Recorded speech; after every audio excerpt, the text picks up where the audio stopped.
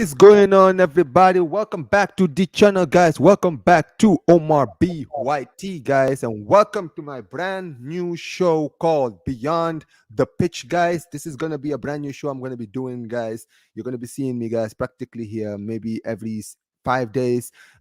This is basically a show where I'm going to be talking to bringing guests to my stream, and basically we're going to be talking about those team, the team that they support, basically their ambitions for the season, what they expect from the club, what the club is striving to, and also basically a lot about themselves and why they started supporting the club. So if you guys like that, make sure you guys like the video, subscribe to the channel, guys. But before we continue, guys, without further ado, let me introduce my guest from the debuting show, Man Like Prime. What's going on, my guy? Hi. Thank you for having me on, bro. Um, Yeah, Apologies, people. I'm responsible for the lateness. Um, but I'm glad that I'm here and I'm honored to be the first guest. yeah, man. Yeah, man. Yeah, man. What's going on, bro? How is everything with you, man? You enjoying Me? now? Basically, we are in the international break now. So, how's it going? Good. Everything's good. Mm, Chelsea are back. We're in a title race. Everyone mm, keeps saying we're going to win the league. mm-hmm. But no, seriously, it's just good finally to go into a season Yeah. with your club feeling good and confident because the past 2 years haven't hasn't been good. So it's good to start feeling like Chelsea again, slightly. No, no, I absolutely hear that. And listen, that's actually why today I decided to show you. So the title, basically, should people start taking you guys seriously? Are you guys in for the title this season and all of these stuff? We're definitely gonna get into it. But listen, um, honestly, let's be real, right? As far as this season is concerned, you guys have surprisingly, ever since losing to City on the opening day, you guys haven't looked back since. Like, still, you guys haven't lost the game. I know you guys did lose in the Europa Conference League around the start of the season. However, you guys have actually recovered. And listen, you guys are, for me, you guys are a deformed team in the Premier League right now. I guess apart from Arsenal, who haven't lost a game either. But yeah, so basically, how surprised are you at Maresca's quick um, improvement to the team, gelling to the team? Um, I'm happy with what he's done. How surprised am I? Mm, Uh, I'm impressed, but not necessarily that surprised. Not in a bad way, but mm, because I did my research on him when we appointed him. He wasn't my first choice. After sacking Poch, I wanted Ruben Amorim to come in, and then when it looked like we were going to get the Zerbi, um, Deserby wasn't my preference or first choice, but I had, him being in the Prem, he's Premier League experience. We know how good he is tactically and how well he had set up Brighton the last 2 years. So I was interested in him coming in. And then when we got, it looked like we were going to appoint Maresca, at first my first thought was like everyone else, this, championship manager, why are we going for him? And then the whole thing of he's Pep's ex assistant, Arteta clone boy, all that narrative going on. But I'm the sort of guy where I'll at least try and do my research and try and look into a player that we're signing or look into a manager that we're signing. mm, And I look into him and he suits what the board actually want. Why I was happy about the Maresca appointment is for the first time under this ownership, they've mm, set out their like plan because it's all well and good coming out and saying we want to win the league in 2030 or we want to win the league next season. But what is your actual plan to get there? When we signed, we sacked Tuchel, we brought in Potter. For me, that was a lazy appointment. Potter at that time was one of the most talked about or hyped managers in the Premier League. But again, why did we bring him in? We only brought him in because of the hype and the name. The same reason why we brought in Poch. There was no footballing like plan, footballing structure of where Chelsea are trying to get to. But Maresca, there was. There was a plan in terms of the style of play that we want Chelsea to play in terms of the manager suiting the players. But Poch last season, his style didn't suit the players that we had. Plan in terms of the progression when we're trying to get towards competing for the title. We're trying to get there within the next 2 to 3 years, which I believe Maresca can do. For me, I think Maresca can get us back to, at the minimum, title challenging in 2 to 3 years. Now, along that path, you have to be winning trophies. I don't want to do what Arsenal did, where, like, as much as people can talk and crash on Arteta, full credit for what he's done. A young, inexperienced manager going into a toxic situation at Arsenal and taking them back to where Arsenal should be as a big club, competing for the Premier League, going far in the Champions League. But along that pathway, Arteta hasn't been winning trophies and building with that squad, that mentality. At Chelsea, you have to be building the mentality. This season, I expect us to compete for top four. Whether we'll get it or not, I still slightly have reservations about our defense. But my expectation was compete for top four. If you finish fifth, a few points off it, I won't get mad. But you have to win the Conference League. That's a given for us to win. I've already seen it as we've already won the competition. And go win one of the domestic trophies, because this hoodoo or curse Chelsea have in Wembley, the last 7-8 times we've been there, that's not the Chelsea I know. The Chelsea I grew up on, we were the kings of Wembley. And every time we got to a semi-final at Wembley, you knew Chelsea were going to win the competition. Right. That's the Chelsea I know. So this season, start cancelling those bad curses that we have. The last, not this international break, the one before that, the first one, the one after it, where we played West Ham and we beat them 3-0. That was the first time Chelsea have won a game after the international break since after the World Cup, the Christmas World Cup.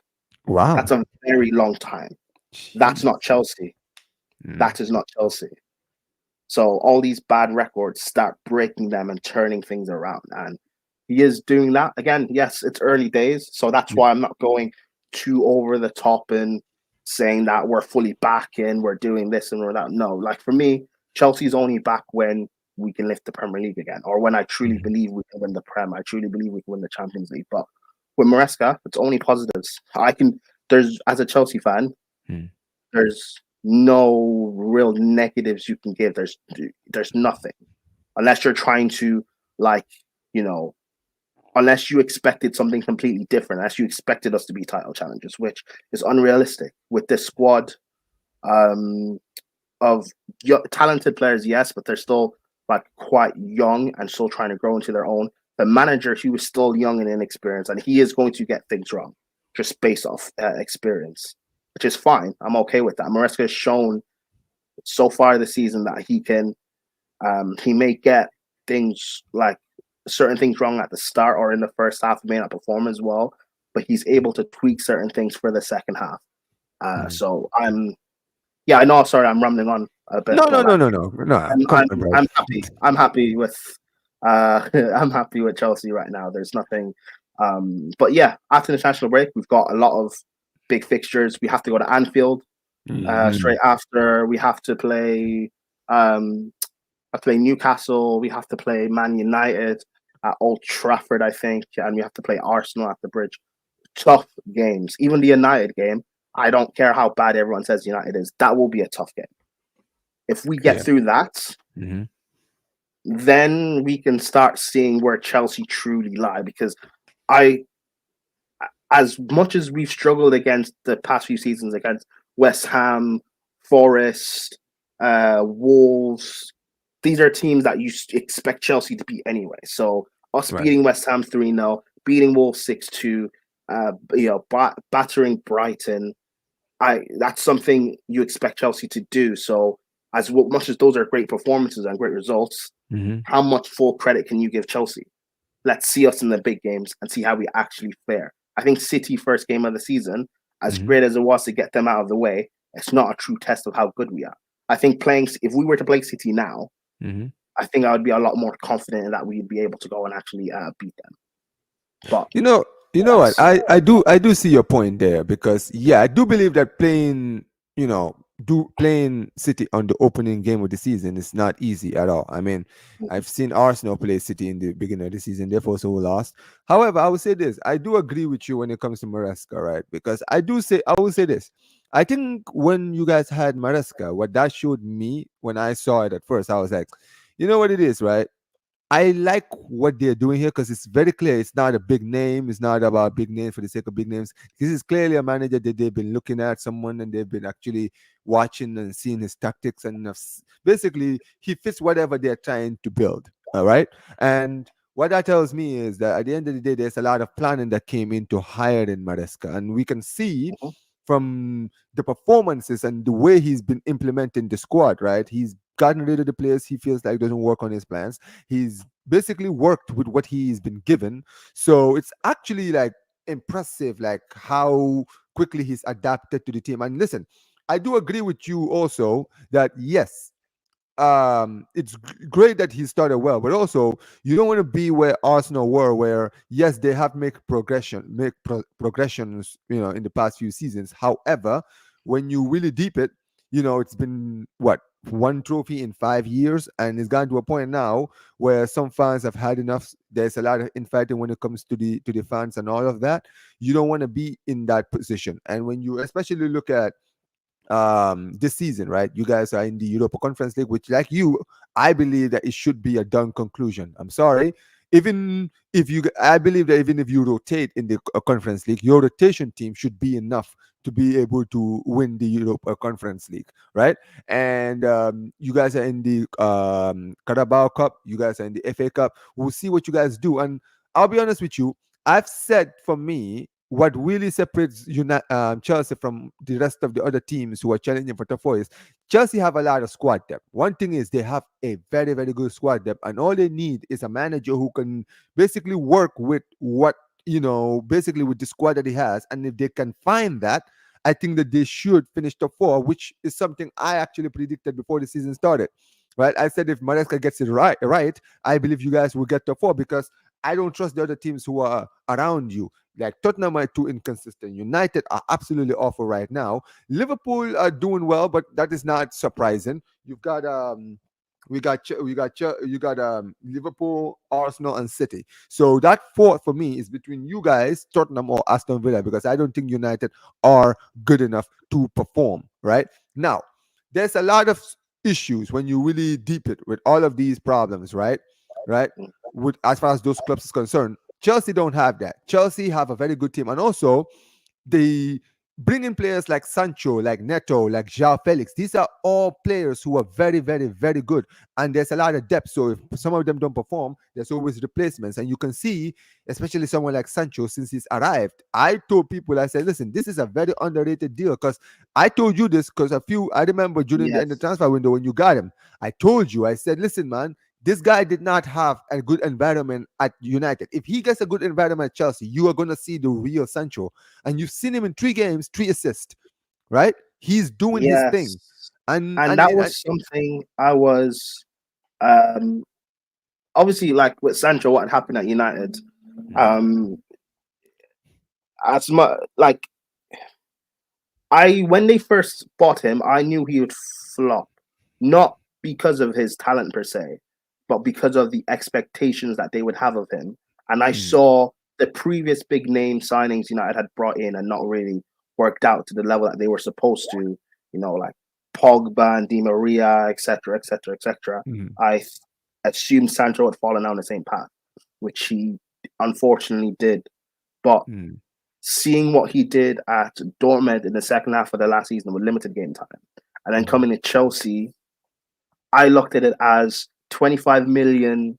You don't, if he works out well, it's an amazing signing. If he underperforms, it's only 25 million and you can make your money back. So it's a yeah. sort of win-win sort of situation. But the way he has started off, how he has been on that left flank for us creative wise, I've not like I didn't expect this. I think he's very, very, very talented. If you give him No, he players is. to like He bounce is. off of, I don't know how. Well, I do know why it didn't work at Man United. They're a mess, Let's but be real. We know he why it to didn't be able work to out. get players to go and bounce off of, he is amazing, and he gives options as well now, so that it's not just solely Palmer we have to play through all the time. Even Exactly. though we will play through him because he's the best player we should be, but we Oh don't yeah, of have to course. constantly rely on him. We can Sancho can pop up with as he has with 3 assists so far. We have Madueke, who at times is frustrating, but we know if he can get consistent, how good he I can mean, he bring. can We he still can he have can perform. He's yeah, inconsistent, but he has his games we as well where we he we does show up. Yes. yeah, we still have Pedro Neto, who is talented, and if provided he can stay fit, can contribute. And Cuckoo, Jackson, Hmm. Felix, who again people also have their reservations of. I have as well because his loan spell at Chelsea wasn't necessarily. He showed glimpses and signs, but it Hmm. wasn't necessarily the best, and a lot of Chelsea fans crashed on him.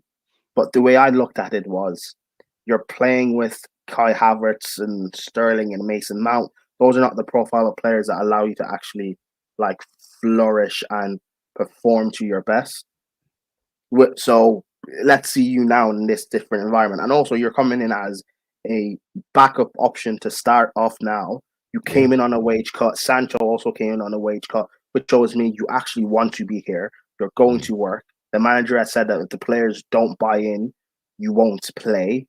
The manager will play you on merit, meaning if you're putting in the work and you're showing performances that you'll go and earn your spot. Things are looking good. I'm happy. My only real problems going into Mm. this in was the defense, but Sanchez, barring a couple of Bozo moments, is looking very good this season. Cowell, I've been this guy's biggest critic Mm. because, like, if people, Omar, you know me, I'm not the biggest fan of Chelsea's academy. So any players that come through, I will Yeah. have, I'll have two eyes on them. But with Cowell, he's looked very, very good this season. Mm. I now understand why he's rated. He's Highly looked rated. Yeah. very, very comfortable this season, and his ball playing out of the back has been exquisite. There's a couple of assists he probably should have got by now if, you know, with better finishing from our forwards. Hmm. Fofana, again, he's had 2 years in and out of the game because of injuries. Yeah. So this season, I will give him the year to like build up like fitness, match sharpness, and everything. I'll give him that year to work towards it. Mm. Um, but yeah, like the way that our defense is looking, it's been looking good lately. So I won't. I'll just give them more game time to breathe and play. I won't crash it on them for every little mistake because I don't think that's necessarily fair. But I'm happy with Chelsea. The only way I could probably be even happier is if you told me in January I'll sign a top goalkeeper, a top center back, maybe a top striker, and then let's go close down the title. But I don't think that's going to happen. But with the players that we have, we're building towards something. You like realistically in life, you can't skip steps. You have to go through certain steps to if you truly want to achieve something. And I think with Arsenal, like I think part of what they're going through right now is because they have skipped certain steps with Right. Arteta. But I don't know. But I'm just solely focused on Chelsea now. I don't want to do like the comparisons or anything or get drawn into um the what the media are now starting to do because it was only 2 months ago that Mm. Chelsea were stockpiling 50 players. The players will have to change in the hallways because the dressing room will be full. We don't know Mhm. what we're doing. Why are we signing a championship manager? But now all of a sudden we're the Yeah. best ran club in the world, in the league again, and everything is brilliant, and we can go for the title. So I'm not listening to the media. I'm not listening to biased rivals. I'm just trying to be Mm. cool, calm, and collected about Chelsea. Now, if we go Anfield and win, if we beat Newcastle, beat United, like we're supposed to beat this bad United side, I and mean, then on paper, we yes. go and beat Arsenal, if we get through that run, maybe I might talk a little bit reckless, maybe based on the hype. But as of right now, I'm cool. I'm cool. I'm gonna be real. When you look at the shout outs to Hano, guys, right? Subscribe Shout to out Hannah. Coach's Corner. Yeah. So if you look at basically these games, these are the games where you guys are gonna be really tested. I mean, Liverpool away is going to be definitely. This is the one.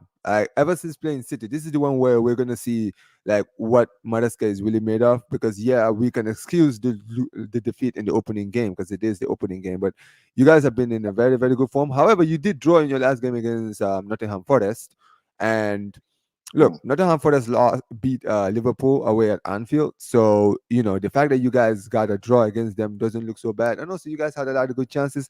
And listen, Sanchez made an amazing save in that game very late. But, playing against Liverpool, this Liverpool team, in the form that they're in, how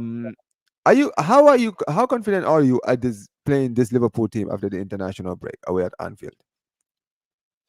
We're two of the most informed teams in the league. Mm, Uh, I am. Listen, it's still Anfield. It's still a big test. You know, um, even the best of Chelsea sides have still had to go to Anfield and show some form of respect. But I think as much as we are going to be worried about them, worried about how great, if Trent can pick up pockets and create for them, we're going to be worried about, Salah anytime he tries and gets the ball. We're going to be worried about Jota. We also have weapons that we have that they have to be worried about. They have to be worried about Cole Palmer. He's not going mhm. to be on the right flank this time. He's going to be in the center of the pitch. Gravenberch has had a good start to the season. People are calling him the best DM in the league. Well, Mhm. let's see what he does against the best creative player in this league. Where And also, Jackson, and look at Caicedo. yeah, Let's not don't yeah, forget about Caicedo. He's also been playing exactly, well. I think Enzo has been doing well as well in under this new manager. yeah. Um, We have Jackson. Like mhm, again, people can say what they want, and yeah, I know at times Jackson maybe doesn't look the cleanest when he's on the ball, and he may have a few like misses that look embarrassing. But if you look at his numbers, look at mhm. his performances, they're up there with some of the best in this league. No, And yeah. if Mhm. if you the way we played Liverpool 3 times last season, he was constantly terrorizing Van Dijk and Kunate. Yeah, Don't his let him. finishing was just poor, but he was in Yes, the right but areas. he terrorizes some of the best center backs in this league. Don't let him end up 1-on-one with Van Dijk in a foot race. Don't let him end up with Konate. Mm. We have Sancho again. As great as Trent is going forward, we know how much of a liability he is defensively. If Sancho can exploit that, and Andrew Robertson, he's not the same left back he was 3, 4, 5 years ago. Madueke 1v1 this season, he's been able to beat his man consistently. So we have weapons we can also use to go against them. And um, Maresca is also a tactical manager. He will switch and adapt things towards the game, still keeping his philosophy, but sometimes you do have to make certain tweaks for certain teams. But I also respect Arne Mhm. Slot as well. His start at Liverpool, I'm not surprised at all. I knew he was coming in as a tactical manager. I knew he wasn't, an idiot. Liverpool wouldn't appoint the manager to replace Klopp with a bozo. No, They did their Slot was a research good and he mania. was Slot very is a good. very good manager. See, this is the thing. People didn't watch this guy at Feyenoord. This guy actually made Feyenoord a very good team in this area division. I think he won the league there. Like people Yeah, sleep on him. Like I remember yeah, last season because I was watching Yankuba Minte because he was there on loan. They were actually playing some of the best football in the area division, and they were literally in the title race with PSV the whole season. Like yeah, people forget this. Like Feyenoord are not to be played with. They were very very good under Aniston. And look, I will say this: just like basically how you guys hired Maresca, I think that people were quick to judge Anis Slot because a lot of them didn't really see, don't really know much about him. However, if you look at like the squad, the way he started the season, right? His style of play is not the same as club, but there's a lot of similarities, and that's why you can see that the team has been quick to adapt to how he wants them to play, right? The attacking is very very good. Now, the game against you guys, I will say this, right? It's one of those where basically we're gonna just have to see whose defense is stronger at the end of the day. Because you're right, if going forward, Liverpool are very dangerous, and they're going to be very dangerous playing against you guys. However, you guys are also very dangerous going forward, right? I think that Cole Palmer is in the form of his life. For me, I've already said the best English player in the world right now, right? Sancho is back to being to his best. You know, the Sancho that we know. You can see him is gradually growing back to who he used to be. You have Pedro Neto doing his thing. No, the Madueke is doing his thing as well. I know I don't rate him very highly, but he's been playing well in the past few games. You look at players like Pedro Neto, like I said, he's doing his thing. João Felix is coming off the bench and also playing well. Jackson is doing his thing as well. I do believe that when you look at the Liverpool team, one thing I would say their weaknesses is their defense, and also that midfield, as good as they are, I don't rate that midfield as much as other people do. You understand what I'm saying? Yeah, So because I don't rate their midfield, and I think that I genuinely believe that Joe midfield is better than theirs, and because of that, because you guys have Paul Palmer, you have Enzo Fernandez and Caicedo. I'm sorry, Caicedo is going to dominate that midfield because I don't. Sabosla is absolutely awful. Gravenberg has been playing well, but he's also playing at a position. McAllister, I do rate him. I think that he's the best in their midfield. However, I believe that you guys should be able to win that midfield battle. And if you do win that midfield battle, it's going to be a tough game for them. And I can even see you guys going out there and surprising them, stunning them with a win. It genuinely would not shock me. I'm not saying it's going to be a dominant win. It's going to be one of those. It's going to be like a smash and grab, just like how Nottingham Forest did. It wouldn't surprise me if you did something very similar. Shout out yeah, to Nick. Yeah, shout out to Nick who said Chelsea are not tied to challenges yet, but they are strongly to compete Villa with but they will strongly yeah. compete I with agree. Villa for the fourth spot. Yeah. What do you think Yeah, about that? yeah. No, I agree. Like we're not. I know people would love. Like again, I would love if we ended up title challengers or even winning the league this season. I would love it, but I can't. I'm not going to say anything that I don't truly mean. I know this football game, this content creator game long enough to know that if you say something you don't truly mean and it doesn't pan out, there's no way you can try and defend yourself. So, but yeah, no, but in terms of Liverpool, the thing is, we're going to Anfield. I Yeah. think what we've shown this season against teams that we like against if we can sit back a little and draw Liverpool out and then hit them on the counter attack, I think we can have very good joy against Liverpool. Through that way. Again, do we win? I don't know, but I will. If we're able to get a draw, 1-1, 2-2, but it shows that like we're competing. We're not just Right. getting blown over and it's a lucky draw. We're competing and maybe we even deserve to win the game, but maybe a bad ref decision or something. But Mhm. I will take that because this Liverpool game is so important. If we can perform, possibly win, then that makes playing Newcastle, United, and Arsenal even easier.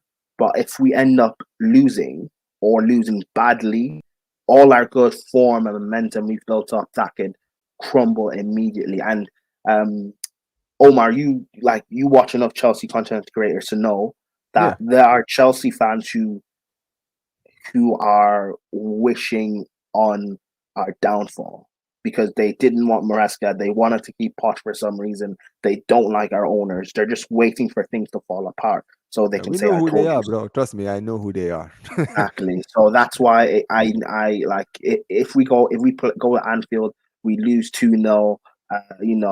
Just where Caicedo or someone gets sent off, the terrible performance.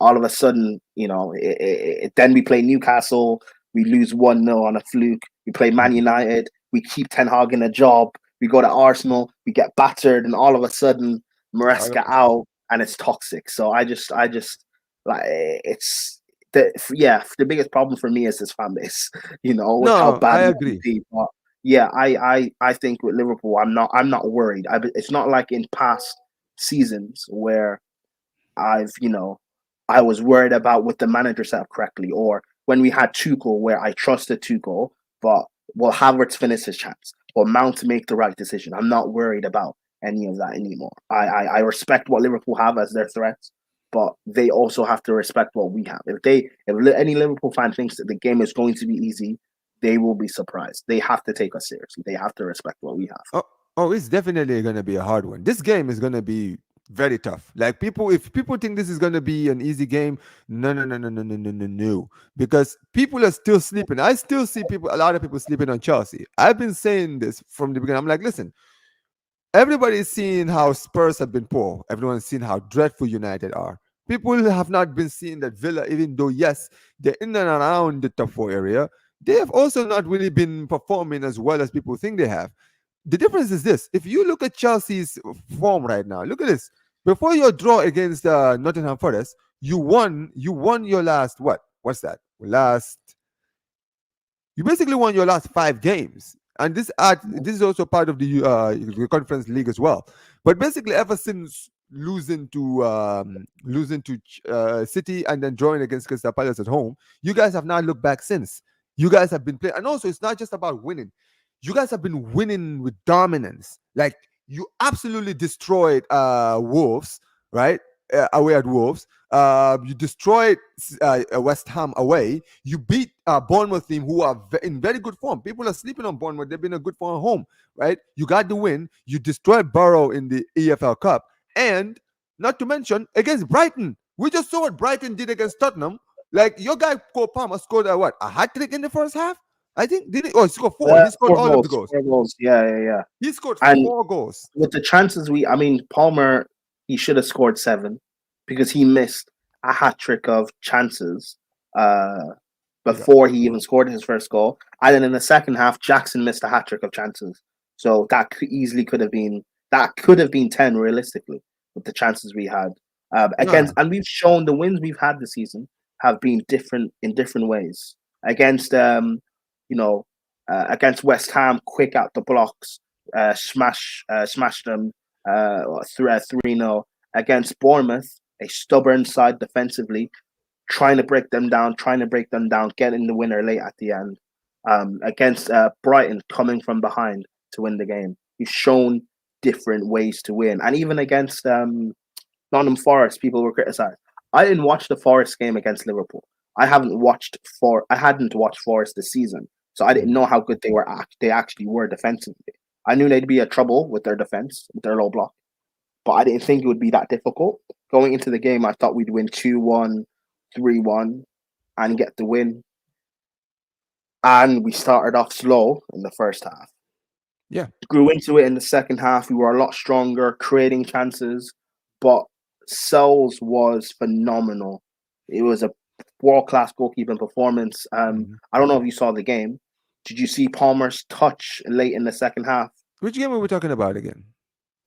When we played Nottingham Forest.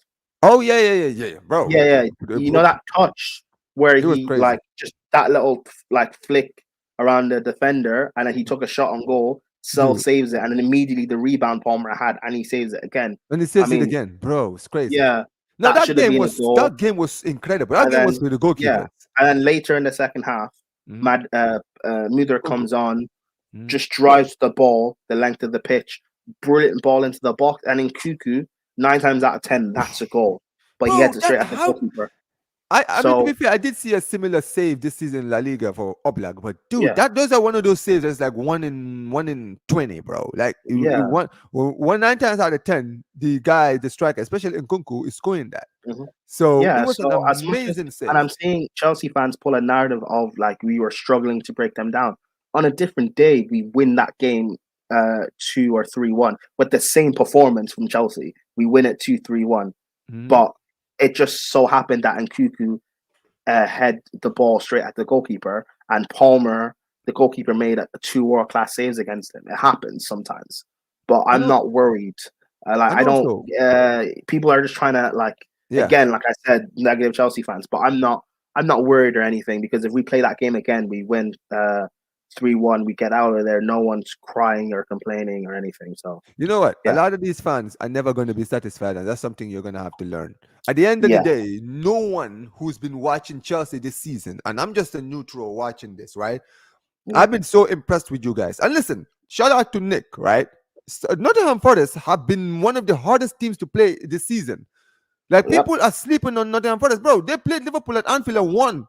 Are we all going to just ignore that they did that? Like this is not a team to be played with. They are a very very good team. The structure that they play with is very very good. This the formation that they play with is very very good, and their form is very very good. Like their players are performing. Guys like Hudson Doyle, Ward Prowse. I know he got sent off against you guys, but he's playing well. Chris Wood is doing his thing. A lot of players are doing well in the team, right? And when you guys went 1-0 down, you guys were very quick to respond thanks to Madueke, and you guys played well. At the end of the day, it's just one of those games. And listen, you didn't lose the game. It was a draw. Good point. Now go forward. Next game against Liverpool, you march on. At the end of the day, this is what you need. You're not going to win every game, and you will have games like this where you will get hiccups. It's true. Every team is going to have it. Arsenal had it against Brighton. Are we all going to ignore that? Arsenal played Brighton and drew, right? Was it Brighton they drew it? Yeah, they drew Yeah, yeah, against yeah. Brighton, right? You guys destroyed Brighton, right?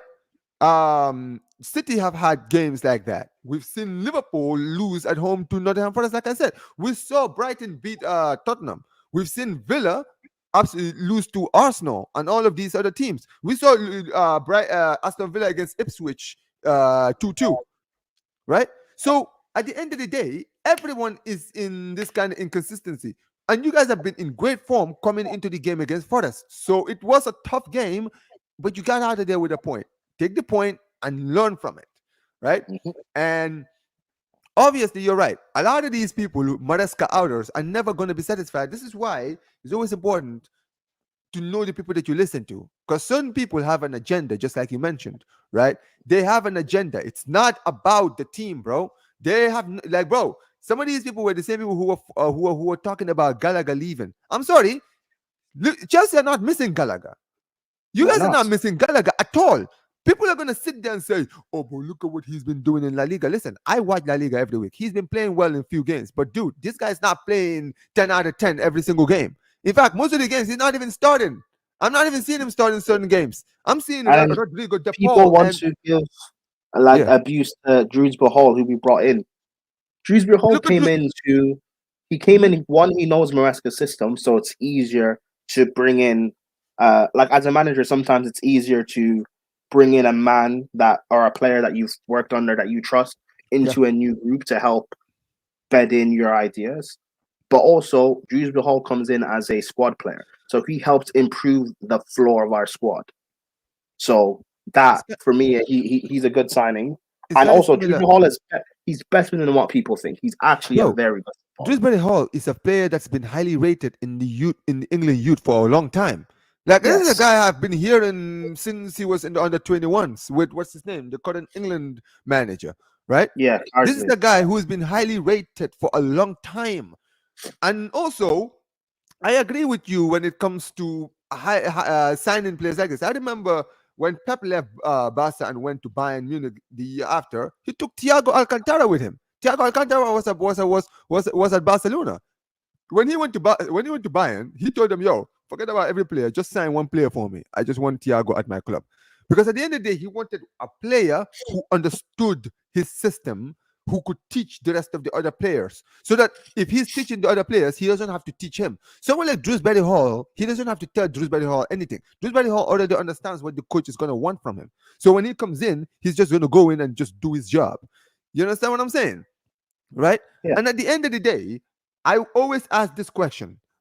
When you look at, you just mentioned it, Graham Potter, Pochettino, there was no plans with these coaches, right? At the end of the day, hiring Pochettino is very similar to my country hiring him. We just hired him for our national team. I'm looking at them like this guy has never managed an international job in his life, and you're just giving him the job. Why? Because he's Pochettino. There's no other reason why. You understand what I'm saying? And him coming to Chelsea is one of those where I was like, I saw this guy at PSG. He was poor at PSG. He had Messi, Neymar, and Mbappe, and still didn't perform with those players. How is he gonna do coming into this team? You understand what I'm saying? And you saw like the people talking about patience, taking your time, and all of this stuff. Well, where's that same energy for Maresca? Where's that same energy for Maresca? Look at Maresca's start to the season. We're at October 9th. You guys are currently what? Where are you guys in the table? You guys are what? Fourth. You're fourth. You're fourth in the Yeah. table right? 3 points behind Arsenal, City, and 4 points behind Liverpool. So you guys are literally in and around the area, that area, right? How many of these people genuinely thought that Maresca would be where he is now? We did when I was you know doing like preview shows and listening to other Chelsea fans and stuff. Barring like uh some barring us on like Lewis's channel and say Sarcasm City TV, Yeah, the Bridge 258, Wab Sport, barring that group, the wider Chelsea fans were talking about us finishing top six or mid table. When I was yeah. telling them no, we'll be fine. We will compete for top four. The reason why I didn't want to push and say we'd finish fourth was because I didn't fully trust the defense. But in terms of our attacking output and the system being in place, I believe we'd be in there. And people telling me, but look how bad we looked in preseason. A lot of the goals we conceded in preseason, yes, a lot of them were like system errors. The players not fully understanding what they were trying to do, which is why we got exposed so Bro, that's much why it's during called preseason. preseason. That's why it's called Exactly. preseason, to But the basically implement your style to the players so that you will know which exactly, players will learn very quickly and then bring them to the first team very quickly. exactly. But the goals we've conceded this season, I I would say they're all individual mistakes, not within the system.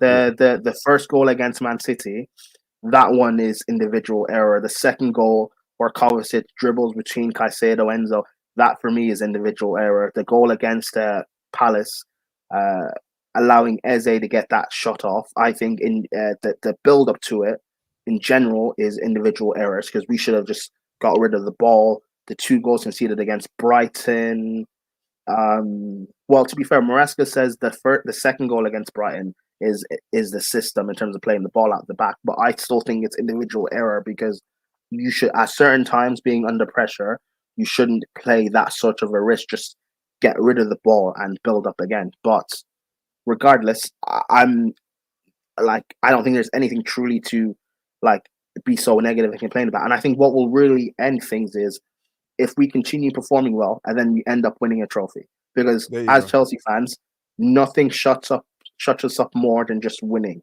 So if we and that's why I've been saying the last 2 years, a lot of the reasons why people are so heavy on the owners is not because of what they're doing behind the scenes, because they're not doing anything different than what Roman did. Roman was buying, as many youngsters as he could. Roman was selling all of our academy players. Roman did the exact same things. We're Hmm. doing what Roman did, but we're not winning on the pitch. So that's why people think it's a massive problem. If we start winning Exactly. again, end the season fourth with a trophy or two, and all of a sudden you're not going to hear people complain about filthy Americans, American owners. You're not going to hear it. People will start saying, "Oh, I see the vision," because you've seen it already. We're 2 months in. All of a sudden now you see our vision, but you didn't see it during the summer when we were buying, when we bought Sancho and Felix and Neto. You Yeah. didn't see the vision, but now you see. Oh, you need two squads because of the schedule. You see Ten Hag complaining about the fixture congestion and the schedules. You see the likes of Allison and all these players complaining about playing too many games. Well, Chelsea, we found a solution. We have not necessarily a bigger squad. We have our squad is still roughly the same size as everyone else's, Hmm. but we have better quality in the squad where no one's mentioned we haven't played. Reece James hasn't played this season yet. He's still injured, and Chelsea still look good. Imagine when you add in Reece James into this. Neto hasn't started in the Prem for us yet. Yeah. Imagine when we add in Neto. Imagine when we What add about in Lavia? Nkuku. Lavia. Lavia's barely played. Nkuku hasn't played a Premier League game yet, or started a Premier League game yet. What of when we add him into the mix? See, That's that's the the point thing. of having a That's deep the squad. thing. This Chelsea team we have not even seen the best of Chelsea yet. And Chelsea Yeah, already playing now. And it's just like you mentioned. It's funny, like you said, a lot of the people who were basically making fun of you guys for signing 50 players, it seems like signing 50 players actually is the right thing. It looks like it's the right thing considering with all this fixture congestion and all of these stuff now. Like it's at the end of the day, it's one of those things. And look, at the end of the day, I don't have any mercy for some of these managers because I look at a manager like Ten Hag. I don't listen to anything he says because everything I look at his club, I'm like, yo, you put yourself in that position. It's you. I don't blame anybody. I don't even blame the board. No one. I blame you. The squad that you have, that's your squad. You wanted that squad. Your players that you have now, you wanted them in your team. The players you got rid of, you wanted them gone. It was your fault. You can't blame anybody for whatever has happened at your club. You understand what I'm saying? When you look at Maresca at Chelsea, he said Sterling is not part of my plans. Out, right? He said they were talking about Gallagher. All the fans were putting banners and all of these stuff. He said, "Nah, I don't want Gallagher. Get him out of my team." Right? Gallagher is not in the team, and he's playing well. At the end of the day, I like what he does because shout out to Hano as well. He said here, he says, Madueke is good, but it seemed that he's been challenged to perform like wolves with the Instagram stuff. Forrest apparently, Maresca said, "You score versus Wolves and not again." I don't know what he means. I think basically what he's saying is Maresca challenges his players. I think that's what basically he's trying to get to, and I do like that, and that is what you have to do as a manager. And one thing I will say is this: when you look at Maresca as a young, unknown coach, it's good to have coaches like that, especially with a squad that you have, right? There's not a lot of like big egos in this team. You understand what I'm saying? And I feel like some of the bigger egos have practically left. Sterling was probably one of those. Gallagher was probably one of those. You don't have the Mounts, you don't have the Havertz. What you have in your team now is players who want to make them name of themselves, a name for themselves in this current squad. You understand what I'm saying? Like they are young, up and coming players like Lavia, right? They want to make a name for themselves. Enzo wants to, make a prove that why Chelsea spend the money they did on him. Caicedo has something to prove, right? Palmer has something to prove from leaving City, right? Uh, Sancho definitely has something he needs to prove. You understand what I'm saying? Ja Felix also has something to prove. Neto has something to prove. All of these players that you currently have are players that have a lot to prove. And that's why I believe that having a manager, Maresca, they will listen to him. They will understand and listen. It doesn't matter if he's a big name or a small name. At the end of the day, listen to what he's saying. You understand what I'm saying? And that's why you're seeing it work. It's beautiful, really, when you really deep it. It's very similar to when we got Pep. When we got Pep, right? Nobody knew who Pep was. Pep was at the Barcelona B team. You understand what I'm saying? But when he came in, the first things he did was get rid of Ronaldinho, get rid of Deco, and try to get rid of Eto. All of these players that he got rid of, number one, Ronaldinho was too much of a party guy. You understand what I'm saying, right? Pep felt like he was a negative influence to Messi, right? Deco was just the same as Ronaldinho. That's why he was quick to get rid of those people. I was like, nah, get out. You understand what I'm saying? Eto stayed for the season, but he felt like Eto was too much of a big ego. You understand what I'm saying? He was challenging his authority in the team. You understand what I'm saying? Right? That's why they never saw eye to eye. Right? At the end of the day, as a manager, you wanna have a squad of players who respect you, respect your words, don't challenge you on certain stuff. And I feel like what the current Chelsea team have is a bunch of players who are not gonna challenge Maresca, right? And Maresca has also shown that if a player challenges him, he is not afraid to get rid of him. You understand what I'm saying, right? And that is what you guys need. And I think honestly, this Maresca thing for me, I feel like it's gonna work. And listen, I was more confident of you guys finishing top four than many Chelsea fans. I said I don't trust United this season. I don't trust Tottenham this season. Villa, I don't know if they're gonna do what they did last season. Because listen, last season was the first season they finished top four. It's gonna be a stretch to sit there and say that they're gonna finish top four back to back. It's like when Newcastle finished top four, right? They didn't come back the following season. You understand what I'm saying, right? Yeah. So I was looking at it. I was like, well, Chelsea's squad, they have a better squad than most teams. And if Maresca works, he will finish top four. And that's why I predicted you guys to finish top four. And right now, Maresca is working. It's working, right? You guys are not just winning games. And that is why I think people should not sleep on Chelsea. Chelsea are not just winning games. They're winning with authority. They're winning with authority. They're winning. They're dominating. They're scoring goals. The attacking is fluent. You understand what I'm saying? Right? So, because of all of that, I believe that with what you guys have, the only way is up. I genuinely believe. And a lot of these fans, like I said, they're never going to be impressed.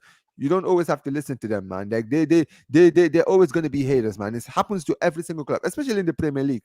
Like in the Premier League, you see it a lot of the time, Prime, when you're seeing Arsenal fans, right? Arsenal fans beefing with each other when it comes to Arteta, right? Some people are sitting there asking, when should pressure stop? When should there be pressure on Arteta? And then you have others who are also saying, well, Arteta has done well. Well, to be fair, for me, both of them are true. Has Arteta done a good job in the last 2 seasons? Yes. However, let us not just judge it on 2 seasons. Arteta has been at Arsenal for 5 seasons, right? 5 seasons. This is his fifth season. He's won one FA Cup, which he won in his first season with Unai Emery's team. Since then, he's spent so much money, gotten rid of all of the players that he felt like were a problem in the team, right? Bought in his players. These are his players, the players that he wanted in the team, right? Now, they are challenging for the league. The fans are demanding it. It's not just because they're challenging, it's because they're looking at the squad and they're saying, well, this is your team. This is the team that you built. This is the team that you built. You've gotten rid of everyone that you didn't want. You've brought in everyone that you want. You have no excuses. Now we want to see you win the league. You understand what I'm saying? It is not unrealistic for the fans to say that. For certain fans, they feel like it's unrealistic. Why is it? You understand what I'm saying? I don't Yeah, believe it is. because they don't believe the squad is good enough. I believe Arsenal squad, at least for the most part, maybe certain players here and there, but I believe it is good enough. And especially now in football, where things are so heavily system based, you can get away with maybe a few players individually not being, say, at a world class or top class level, but because they fit in within the system, their profile ends up working. Klopp won a title and a Champions League with Henderson in midfield. Henderson is not the best of footballers, technically, but his profile worked within the system and it got them to one. Chelsea won a title with Victor Moses playing as a wingback, who really he's an inside forward at best. So Yep. it's certain systems and certain profiles can end up working, which it is at least for Arsenal getting them the challenge. I've said the biggest problem is Mhm. Arteta because it's the mentality with Arsenal now. It's not Exactly. the quality, it's the mentality. And that's the point. Like if you really put any bias cap aside, really when you look at like a lot of people who were poached out last season at Chelsea, right? A lot of Mm. people don't understand. People think, oh, but he finished fifth. Did you watch the whole season? Like, it's Yeah, it like, was dude, bad. did you guys watch the whole season? This guy only started performing well around the end of the season and secured fifth position. Look at the amount of games that this guy spilled. I'm sorry, last season, I know Aston Villa finished the four, but if you guys were serious, if you guys played as well you guys did last season, around the end of the season, you guys should have We been, could have. you guys would have sealed top four a long time ago. There was a moment I think around March April where Villa fell off, where we could have snuck in and secured top four, Mm-hmm. but I, it wasn't working with Poch. and And also, people talk about our last 10 games, mm-hmm, but even in those 10 games, there was I know what we I think we battered Everton and West Ham in those 10 games, but there were games in there where we struggled heavily, struggling to break down 10-man Burnley, struggling against Sheffield United, bottom of the league. We only beat Nottingham Forest because Reece James came off the bench and he put in a brilliant cross for Jackson to nod home. Who was I think that was Jackson's second header all season for us to wow, score. Like crazy. it was very, very, very bad. And yet No, we only just finished outside the top four by a few points. So if we had beaten Burnley or beaten Sheffield United or, picked up an extra result, we could have got top four. But that probably would have kept Poch in the job. So, you know, I'm no. glad things worked out the way they did. Mm-hmm. But yeah, with Maresca, listen, time will tell. How good can he possibly be? Who knows? But I think the job he's here to do is not an impossible job. Getting Chelsea with the talent we have and the talent we will continue to bring in, getting us back to being title challengers over the next few years isn't impossible. Winning a Conference League, FA Cup, say we finish fifth this season, win the Europa League next season, that's not impossible to do. That as if you can't do that as a like a Chelsea manager, at a minimum, you shouldn't be in the job. No. Like, it's not And that look, difficult. I'll be honest with you. Like I said, I think that you guys should win the Europa League. I'm sorry, the Europa League is not even Yes. strong enough for anyone to really beat you, even with your second string team. I think that I know that I'll be honest with you. I have not been impressed with you guys in the Europa League. I feel like you guys are really underestimating the teams that are in it. However, I feel like if you do take it seriously, maybe around next year when you guys are in the knockouts, I think that you guys will just walk the Europa League. Now, I still do believe that you guys are good enough to even win the Carabao Cup. I think that you guys are good enough to win the FA Cup. I think that you guys are good enough, right? Now, I'm just like you. I don't believe that you guys are going to challenge for the league. I do believe you're going to fall off. I don't think you're going to fall off hard. I do really believe that you guys will get top four. It's not just because of the squad that you have. I just don't trust the other teams. I feel like the other teams are worse this season, right? I don't rate Villa as much as other people do. I think that Villa, the Champions League, is going to take a toll on them, right?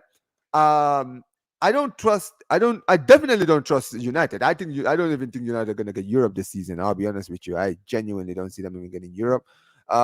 West Ham are absolutely awful. They have a good squad, but they are absolutely awful. Lopetegui needs to be sacked. What's his name? Tottenham. They did well until last week against a few days ago against Brighton. Now, this is my thing. The inconsistencies of all these teams that are below you, Newcastle have not been playing well either. So when I'm looking at all of these teams that are in and around you, you guys don't necessarily have to be incredible. All you need to do is just do what Villa did last season and just have a little bit of consistency. You understand what I'm saying? If you have consistency against the lower teams, the teams below you, I think you guys will see top four easily. You understand what I'm saying?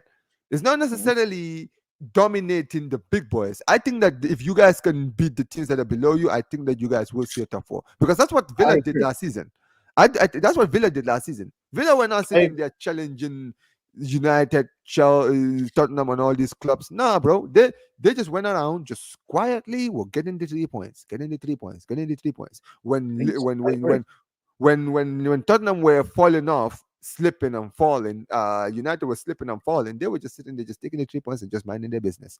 And by the I time people really started to notice, they were like, "Wait a minute! It's like 3 games to go," and then they were literally like 4 points ahead of I agree, and Tottenham. which is Yeah, why it's so important. We need to start capitalizing now because as bad as people say United are, they will like Man United will do what Man United do, and they'll go on a purple patch of games and pick up points again. I Whether it's think they with are Ten gonna. Hag I think here I or with think that's Ten only Hag, gonna happen if they sack Ten Hag soon. Because I think with I Ten e- Hag, I think that with even Ten with Ten, Hag, it's done. I genuinely think it's done no, because I agree he's going to get sacked, but like even if he does end up staying, United will do what they do, and he'll pick up a few points, and then they'll look like they're within touching distance of top four, quote unquote. Spurs will still be fine. That's why it's so important now. Chelsea start capitalizing on the points that everyone else is dropping in right. the top four race, so that when Spurs are back being good again, and Villa are back, well, Villa have been great since the start of the season, but when Right. our other top four rivals are back like doing well, Chelsea can then say, well, we have a bit of a buffer on you. So if we do drop a point here, drop a point there, it's not as big of a deal because we've got a bit of a cushion. That's what I want. I want to pick up, if we finish top four, make sure it's comfortable now. I don't want it to be a struggle like last season. We shouldn't struggle with what we have. Even with the defense, it's improving now. So Mhm. keep this up. Don't just concede goals now out of nowhere. Keep up Yeah. this strong defense that you've been slowly building on. So And I'll say let's this also, and I'll say this too. I know, basically it's too soon, but I do believe that when the January transfer window comes around, I can see, you know what, it genuinely wouldn't surprise me if you guys get Osimhen. Because I think that Osimhen is a Galatasaray, but he's only on loan there. But he's only on loan there because basically, the deal to get him fell through, right? I do believe that if you guys go in for him in January, that he will cancel his loan deal and just come in. And if you guys can yeah, bring in Osimhen, and if you guys can bring in Osimhen next in January, I think that the top four should be sealed. I genuinely think so. Because even if he doesn't hit the ground running, he will perform. Like having Jackson and Osimhen as like attacking option, one of them coming in, the other one coming out. You understand what I'm saying? It's gonna be scary, and that's one thing I've always said about when it comes to Chelsea. And also, one thing about Chelsea is this: when it comes to Chelsea signing players, people don't realize Chelsea. You're not just signing players for the sake of signing them. Like even the Brazilian you guys just signed, right? Right? Yeah, so The Messinio, right? This kid is a very yeah, highly rated player, bro. This guy is a highly rated player in Brazil. I've heard nothing but good things about this kid, and I've watched him a few times. Some of his highlights. He's a very good player. He's the same age as Lamine Yamal, right? He's gonna be if he comes in, he's not gonna go straight to the squad. I'm sure probably he's gonna go out on a loan or something like that, right? no. But Apparently, he will be part of the squad, and you know but what? he That's won't fine. be. He won't have to be relied upon. I think he might go through the same because when you guys bought Neymar, didn't it take him a year to settle in? There exactly. Yeah, Real It Madrid was got when we had Vinny Messi and and Suarez the Rodrigo. following season. When Yeah, Messi, when yeah, and I think that honestly, right? Like I said, I think this player is highly rated, and like you said, there's because of the squad depth that you have, there's not going to be too much pressure on him. You understand what I'm saying? yeah, He can come in, and he can just just do his thing. No one is going to sit there and ask questions about him in the first few games. exactly. They're, He gonna- can come they're gonna in. yes, he can come in from the He can have bench. bad games without it Yes, being a problem because we're not exactly. reliant on him for. And I think I said this on a few streams ago. I think he might like him and Paez that we're Mm. bringing in. I Paez is think another one. they might go through a bit of what Vinny and Rodrigo went through at Real Madrid, where I it took personally them a think couple of seasons. I personally think with Pius, I think it's most likely, and don't be surprised if you see this. I think that Pius might go out on another loan because even though I rate Messinio, I've seen Pius in the Copa America. He's a good player. He's just not as good as I think people might think he is. You understand what I'm saying? I think he's Mm, an all right player, and he'll do a job, but he's not gonna be crazy incredible like how I think someone like Messinho, if he reaches his potential, how good he could be, right? I think that if Messinho really reaches his potential, I think he can be your next Hazard. You understand what I'm saying, right? But it really depends. Like I said, he's a very young player. How well is he gonna do coming into a new league in a new continent? You understand what I'm saying? You're looking at Endrick at Real Madrid, but with Endrick is different, right? Endrick is at Madrid. Madrid is a different kind of proposition. You understand what I'm saying? At Chelsea, I feel like they'll give him some time when he's there. You understand what I'm saying? He'll be given an opportunity to basically learn yeah, but in that's the why I the game. said, Mhm. yeah, that's why I said I think they'll go through what Vinny and Rodrigo went through, Yeah, where yeah. it took Oh yeah, them yeah, a yeah, few yeah. years at Real Madrid to really like develop, and that's fine. I'm okay with that because if Yes. these guys are really supposed to, again, I don't believe this whole generational talent thing, but if these guys are really supposed to be the next big thing, they're talking about Messinho, Esteval Willian. Apparently, But he's the we were best talent out of Brazil since Neymar. Like, yeah, if he's and it's really crazy supposed because we were to be, after him too. You guys bought him ahead of us. He was a yeah, player that we were looking at. and I'm not saying he's as good as Neymar, but if he's supposed to be anywhere near that level, let's treat them properly. Because Chelsea have had these insane talents. We had Yes, Hazard, and as much as we won things with Hazard, we should have won a lot more with a player of his talent because, but we didn't surround him with the with right Trump. sort of players. Yes. He You only know, started. He really started so to show what he could do around the time before he left. It's really yes, when he and started at getting that things. time he had Yeah, Old Man Willian, Old Man Pedro. He yeah. had the likes of Morata. That's not good enough. So if we're bringing in Esteval and Mhm. Paez, we already have Palmer and everything. So we'll really see. I'm But gonna be very real. When I look You at your said team now, Mr. Oshiman. yeah. If you bring Speak in on it. Osimhen, if you bring on You Osimhen, bro, right? I rate him. You people know how much I rate him, but you speak on him because whenever Mhm. I speak, people seem to think that it's biased because No, I'm so this is the Nigerian. thing. So you speak on him. Osimhen. Look, I had my reservations on Osimhen because I was like, he's coming into a new league. Is he just gonna come in and adapt very quickly? I don't think he will. However, I'm not saying he's gonna flop. You understand what I'm saying? Because he is a good player.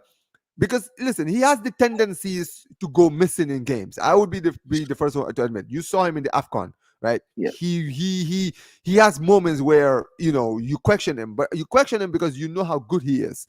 You understand what I'm saying, right? If he turns up, right? And at Chelsea, especially in the Premier League, the fans are very, very unforgiving. If you have consistent poor games, fans are going to come after you. You understand what I'm saying?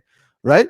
And I think that with his pace, right, and if he can find his feet in the Premier League, I think that is a very, very, very dangerous. Like to have Sancho, Copama, and Pedro Neto with João Felix and Messina, bro, that is a terrifying, terrifying attack, right? I feel like honestly, right, if you can get a striker like Osimhen, who is a proven goal scorer, because even despite all my reservations, I'll be the first to admit he is a proven goal scorer. He's a proven goal scorer in Serie A. You understand what I'm saying? He's not a bum who can't score goals. You understand what I'm saying? He does. Even in Galatasaray, he's doing his thing there. You understand what I'm saying? Yep.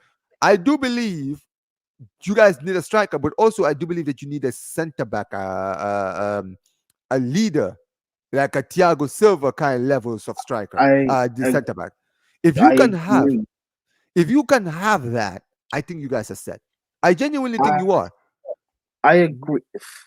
My thing is, uh, I think the biggest problem is, um,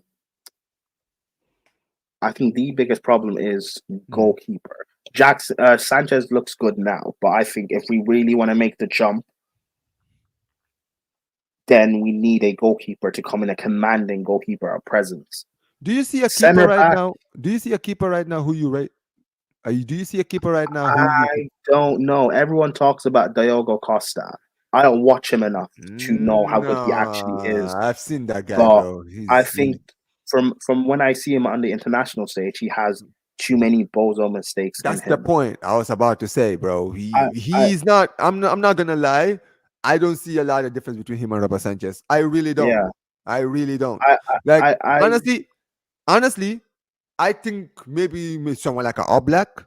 Oblak is a good keeper. I I I've think that wanted he's All still Black. great. I've wanted All Black for years. Since 2018, 2019. I wanted him for years. My thing with All Black is I I don't listen. think he's not that good with his feet. And the Yeah. way we play, you have to be good with your feet. There's a reason why we got rid of Petrovic on loan because he's not good with his feet, even though Petrovic is the superior goalkeeper to Sanchez. Yeah. Um, we just brought in the kid Jorgensen.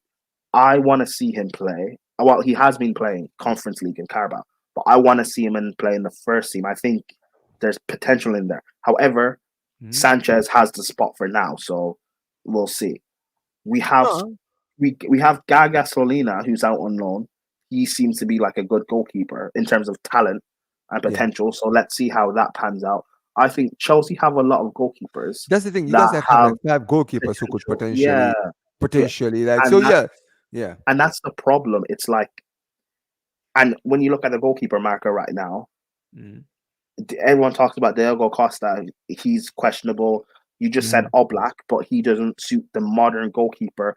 Yeah. Donnarumma, He's a brilliant good. shot He's good stopper. with his hands, but Yeah, Donnarumma, yeah. brilliant shot stopper, doesn't suit the modern No, bro. day. Listen, he's You another have one, bro. Absolute bum, bro. Don't you have nah, bro. I don't think Donnarumma's a bum. I just think he's just not a ball playing Dude, goalkeeper. I'm gonna be real with you, man. Ever since that guy left AC Milan, bro, I know had a good Euros, but dude, his time at PSG has not been good. I'm not gonna lie, bro. I know, Every time, but PSG, yeah, but PSG is not really a good place to judge players. I think Donnarumma is still a very good shot stopper, yeah. but in terms of his ball playing ability, it's not good. I look at Mm. Mike Magnon, I rate him highly, but Oh the yeah, guy doesn't Magnon stay fit. is another one who He I rate. doesn't stay Very fit, good, and very good. I don't want to bring him in when he won't stay fit to play. So I don't know. We'll see. Chelsea fans last season were praising Ortega at Man City. Ortega's Mhm. a good goalkeeper, but I don't think he's good enough to be a number Nah. one. He's not So we good enough got to be a number one. yeah, Joe. Shout out to Joe, man. Every single time he said, "There's a young keeper from the Belgian league who's been the best keeper in the league so far, and he's only 19." Okay, where does he play for, Joe? I don't Which, know. like, I mean, look. It To be fair, you do have a wait, lot of keepers. Mhm. Joel, is that the goalkeeper that Chelsea bought? Nah, it can't be There's him. a Belgian goal that we bought a Belgian goalkeeper in the summer, I think. So I don't know if that's the guy. If he is, let us know his name. But yeah, I think for Chelsea, I we need a commanding goalkeeper. I kind of agree with you on the centre back thing. I do. Mm. However, Colwell looks like he's growing into his own, and Maresca's trying to push him and give him more responsibility into like being that leader.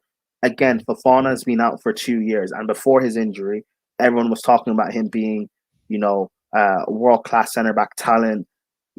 When he was at him and Saliba were at Saint Etienne, Mhm. Fofana was considered the better centre back. So let's see let's give him this year to recover. You also have Tosin, who is a leader in the team already. The Yep. Sassy, I don't think he's as bad as everyone makes him out to be. I think the Sassy is a good squad player to have. And then you also have Reece James, who plays in this back three that we have. Again, Reece James has to stay fit. And Reece James, I'm giving him this season to because he just had his surgery. So I'm giving him the season to recover from the surgery and get through Reece all James, those right? niggles and stay, Reece to stay fit. Yeah, man. So we have, again, let's see what comes of it. But if an option comes up in the summer that you cannot refuse, I agree, go for it. In terms of striker, I wanted Victor Osimhen. I'm king of the Osimhen hive, Hmm. but I've also said that I trust Jackson, and I said in January that if we don't sign Osimhen in the summer, then Mm. let's go with Jackson for another season and see what he can do. With the amount of creativity we have, and from what I saw of Cole Palmer, especially against Brighton and how he was creating in the second half for fun, Absolute jokes, I bro. expect 20 goals from Jackson. Minimum, if he's not hitting 17 in this league, 17 to 20, then we have to have question marks on him. No, of course. With what you have and that's, by the way, I'm not saying his finishing has to improve. He can still have the same level of finishing, but the chances he's going to get means you have to score at least And that's the 17. thing. You have Sancho in your team, who's a very good production. He's a good at Yes. production. Like that's why I Yeah. said getting Sancho is a good thing, because Sancho is not the guy who's going to score the goals, but but you can be damn sure he's going to be the guy He will, putting the ball where it needs to be for the exactly. striker to finish. Like when And he that, was giving a striker like Holland sauced alongside Sancho. The problem is when he was at United, right? He was what United need. If you really dig deep it, he's what United currently need. A yeah. creator who can create chances for the attack. It's just that they currently have an idiot as as their manager who can spot talent if Messi looked at him in the face. You understand what I'm saying? Like at the end of the day, at Chelsea, what he's going to do is to produce the chances. He's going to put it in the plate for Palmer. He's going to put it in the plate for Jackson. He's going to put it in the plate for Joao Felix. He's going to put it in the plate for all of these players. Nkunku, all of these players. You understand what I'm saying? And I know that we're talking about Osimhen, but Nkunku is another one where if he starts performing, because let's not forget how good Nkunku is. Nkunku is a player who at the Bundesliga was one of the best strikers, bro. This guy finished with the golden boot in the Bundesliga. Right? People forget how good this guy is because last season he was injured the whole season. People forget that he is actually a very, very, very good player. Yeah. Yeah. Right? And that's my So thing. Like, mhm. as much as I want Victor Osimhen, um, I trust Jackson and also in Cuckoo that we can get enough goals. And also, like I know we have Holland in the league and he scores however many 50 billion goals a season, but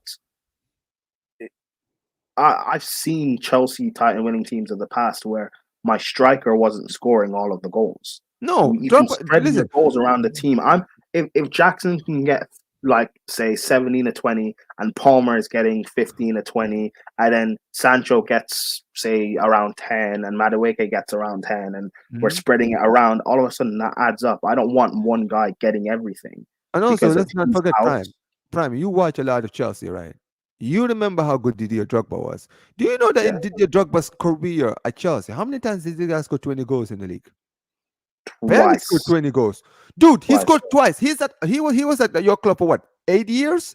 Eight Yep. years and only 2 seasons in the league he scored 20. The guy who was Yeah. scoring your goals was Frank Lampard. Frank Lampard would finish more goals, would score more goals than Drogba would in a season, in some seasons. Yes. You understand But what I'm the saying? way But that's the Drogba thing, you would just play, mentioned it. They were yeah, spreading the goals. but also the way Drogba would play would also help And like also, yes, and also create Drogba was a so much big game space. player, so you knew Yes, in the big games he would turn up, even yeah, if he but the didn't way, score a lot of so goals. You knew he was always going to turn up in those games yeah, where you need. but the way Jackson has played this season, he's helped Palmer score, or given the space for Palmer to be able to find pockets and Right. score goals he's got this season. I think he's assisted Palmer at least twice already. I think I'm pretty sure. So Mhm. again, I'm like, again, I don't know because we look at certain games and then like against Man City, we're 1-0 down. Enzo sprays a brilliant ball to the right flank for Gusto. Gusto Mhm. puts in a cross. There's no one in the box. Caicedo's on the right flank, puts in a cross. No one's in the No box. one's in the box, If bro. if there's a presence, if there's a Victor Osimhen, he scores 1-1. Who knows what happens at that point in the game? But Right. then I look at other games that have happened, West Ham, Brighton, Wolves, etc., and how good Jackson has played. That I'm kind of torn. Jackson, the only thing he's missing is like an aerial presence. He doesn't necessarily have that aerial presence yet, Hmm. and I don't know if whether hopefully he develops that. But when you look at in the summer the strikers we were chasing Duran, who look how well he's doing at Hmm. Villa. Chelsea fans were laughing. Who is this Duran guy? Yeah, We were exactly. looking Now they're seeing, we were, like you're we were seeing him. looking at we were looking at Samuel Mrodion. I Hmm. looked at a scout report on him. I was telling Chelsea fans, listen, he's not my preference. I want Oshiman. But if we get Samu, I'm not angry. His report, like he's not a bad player. He's very, very, very, very raw. But he Yeah. is a natural finisher. I don't mind him coming in. He's a big presence. He can come off Hmm. the bench and give us something different that Jackson doesn't give. And Right. Chelsea fans were like, "No, who's this guy? He sounds like a Decepticon robot. He's not good." All of a sudden, now he scored like I think 5 goals in 6 appearances. He bagged against Man United, and everyone rates him. So I trust our scout network now. They've No, shown that's the us. thing, and I that's trust. So and that's not what is good. It's if very they good. find a if they find a nobody, that's why I'm interested in seeing Jorgensen, the goalkeeper, because I mean, these are the same I'll say scout, this. I'll say the this. same people that Can I just say found something Samuel before you found continue? Jorgensen. Yeah. Jurgensen was at Villarreal, so I got a Yes. chance to watch him. Right? Yes. He's actually a very good keeper. His save percentage was very very high, but that's also because Villarreal was taking a lot of shots Yes. in the league, right? So Yes. his saving percentage was very very very high. So and also he's a very young keeper, just like he's a very young keeper with a lot of potential. I do believe that I don't really want to make too much of an opinion on him because I do believe that at Villarreal, like I said, he was facing a lot of issues there. But I do rate him very highly. I think that he's a very, very good goalkeeper. And listen, you're talking about needing a good keeper. I think that he could be the future. It's kind of like when we had Bravo and Testegen. You understand what I'm saying, Mhm. right? Yeah. Bravo was the league goalkeeper, but Testegen was the Champions League goalkeeper. In the future, in the end, Testegen took over the score, the entire team. You understand what I'm saying? Yeah. And But that's why I have hope in him. And like I wanna again, I haven't seen Jorgensen before the season the same way I didn't see Samuel Rodion before the season. But like and look at him I at trust Porto. the scouts. Yes, I trust the scouts. So if they give me this random nobody from the backwoods of nowhere, I'm gonna give them a bit of faith and say, let me see him for a few games first. I'm not gonna just say, oh, I don't know who he is. Why didn't you sign me, big name X? No, I don't need. It's not just about big names. I need the right profiles and the right fit because Exactly. you can develop a name.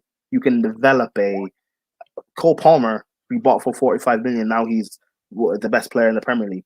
You can like if you find the right talent, you can Like develop that. who was the one who saw Cole Palmer at City and said, I know he's not working at City, but hey, he's definitely someone that can work out at like this is my point. Scouting is the best thing. Like I said this before when I was on Northside Stream. I said Mhm, a lot of these people, right? They do all of this thing where they talk about all these players, but mhm, these big clubs, they have the money to actually go and get the best scouts, right? Like you mentioned, listen, Samu Omorodion, right? I'll say this about him. I saw him at Alaves last season on loan.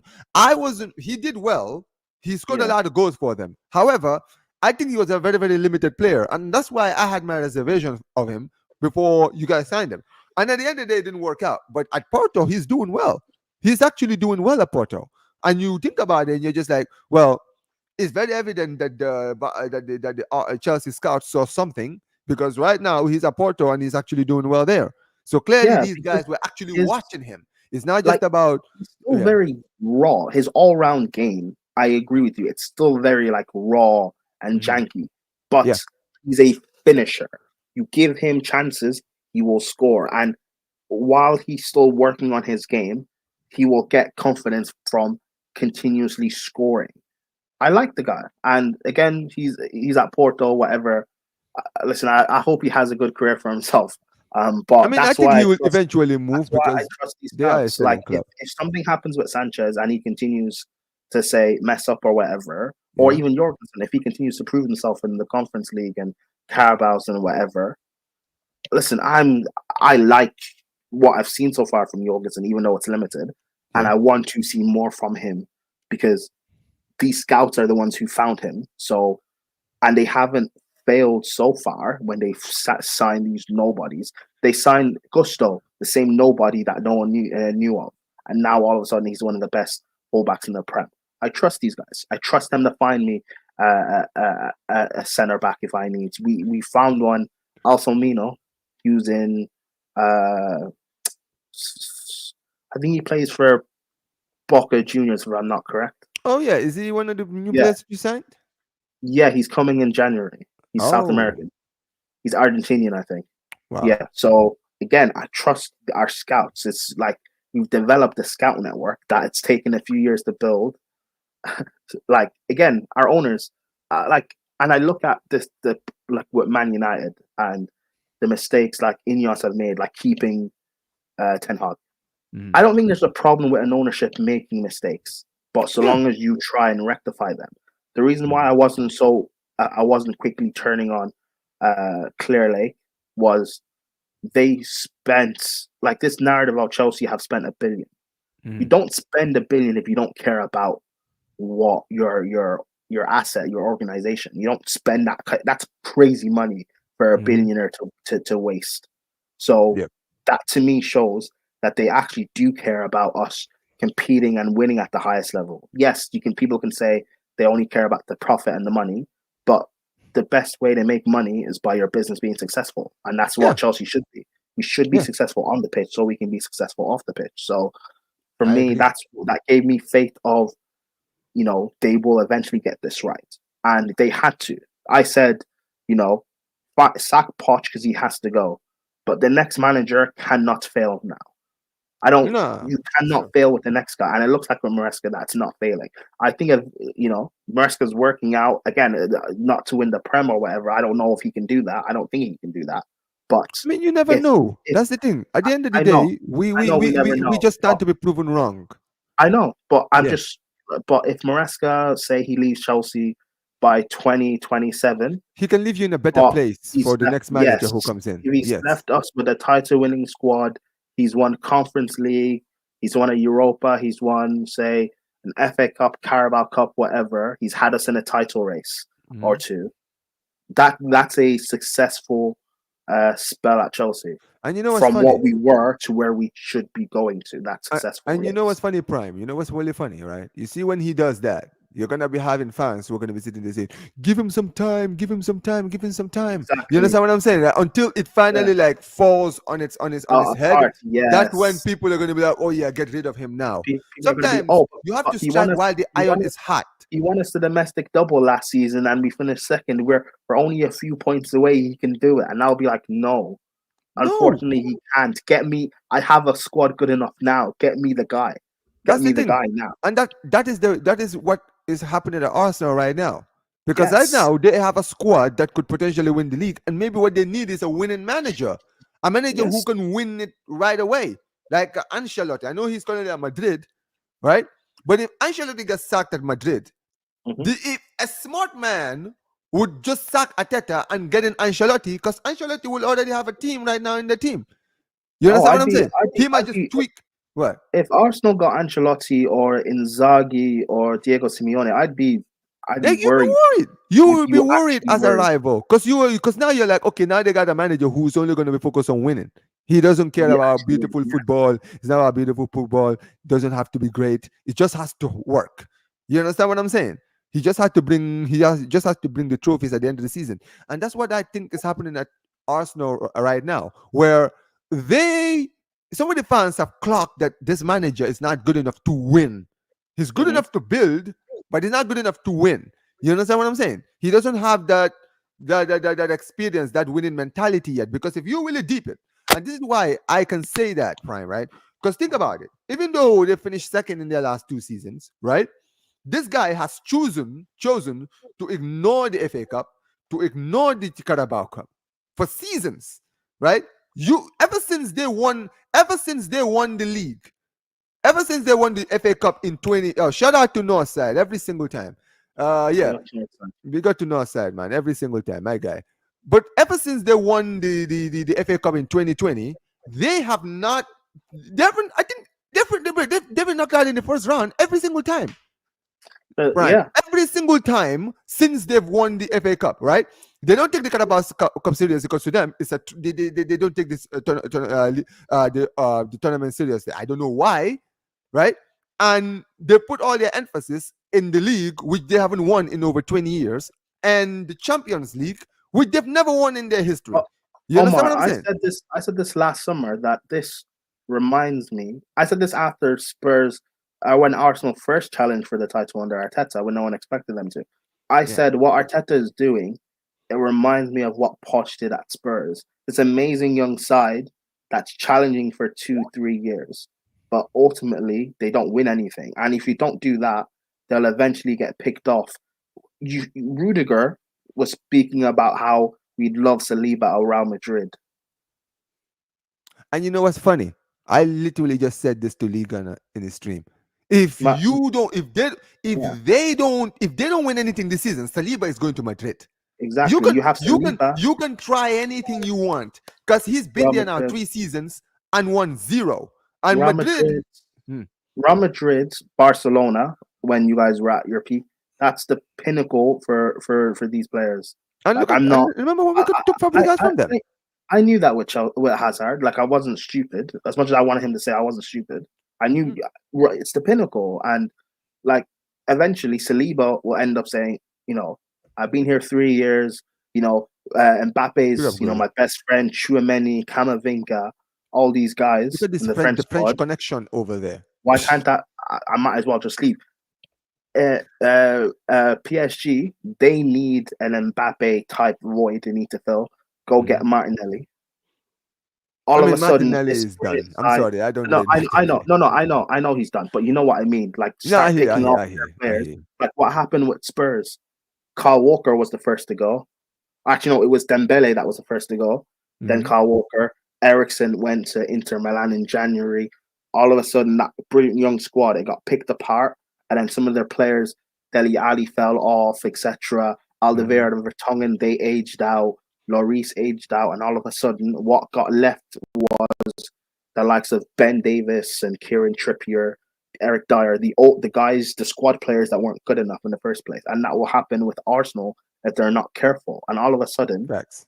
it's going to be impossible to, or not impossible, but you're going to, like, it's just going to be so difficult to go and build and catch back up because Arsenal fans behave as if, oh, Pep will leave next season and then Dude, we that's the have a thing. divine right. You don't, because what if Chelsea by next season, say Pep does leave, right? Mhm.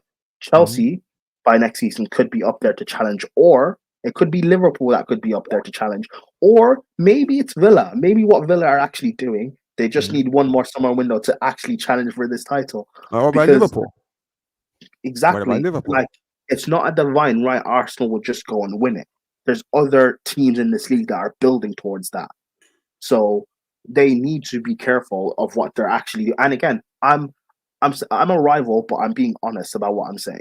If I wanted to be a rival, I would say just keep Arteta. But I'm being honest because if this was my club, if Maresca is doing this in 3 years, where we're challenging, we haven't won a single trophy, we haven't competed for a single trophy. Mhm. Because I don't class yes, you can class a title race as competing, but like you still haven't won anything. I'd be angry. I'd be angry after the second season of us not doing anything. Now we're going into a third year, not going to win a single trophy. You have to go. You have to go because it's Facts. embarrassing at this point. No, and And that's the that's thing. not disrespecting what Arteta's done. Thank you for the job you've done. It's been amazing taking us from in the mud to back to the level we should be as a club. Hmm. But you've taken us as far as we can. You have to go. Maybe in the future, Arteta will be good enough to win league titles, but he's still Yeah, a very young he's manager. a young manager. Yeah. He should not be expected to do this right now. He shouldn't be. It's not fair on him. It's not fair on this Arsenal squad that is good enough potentially to win.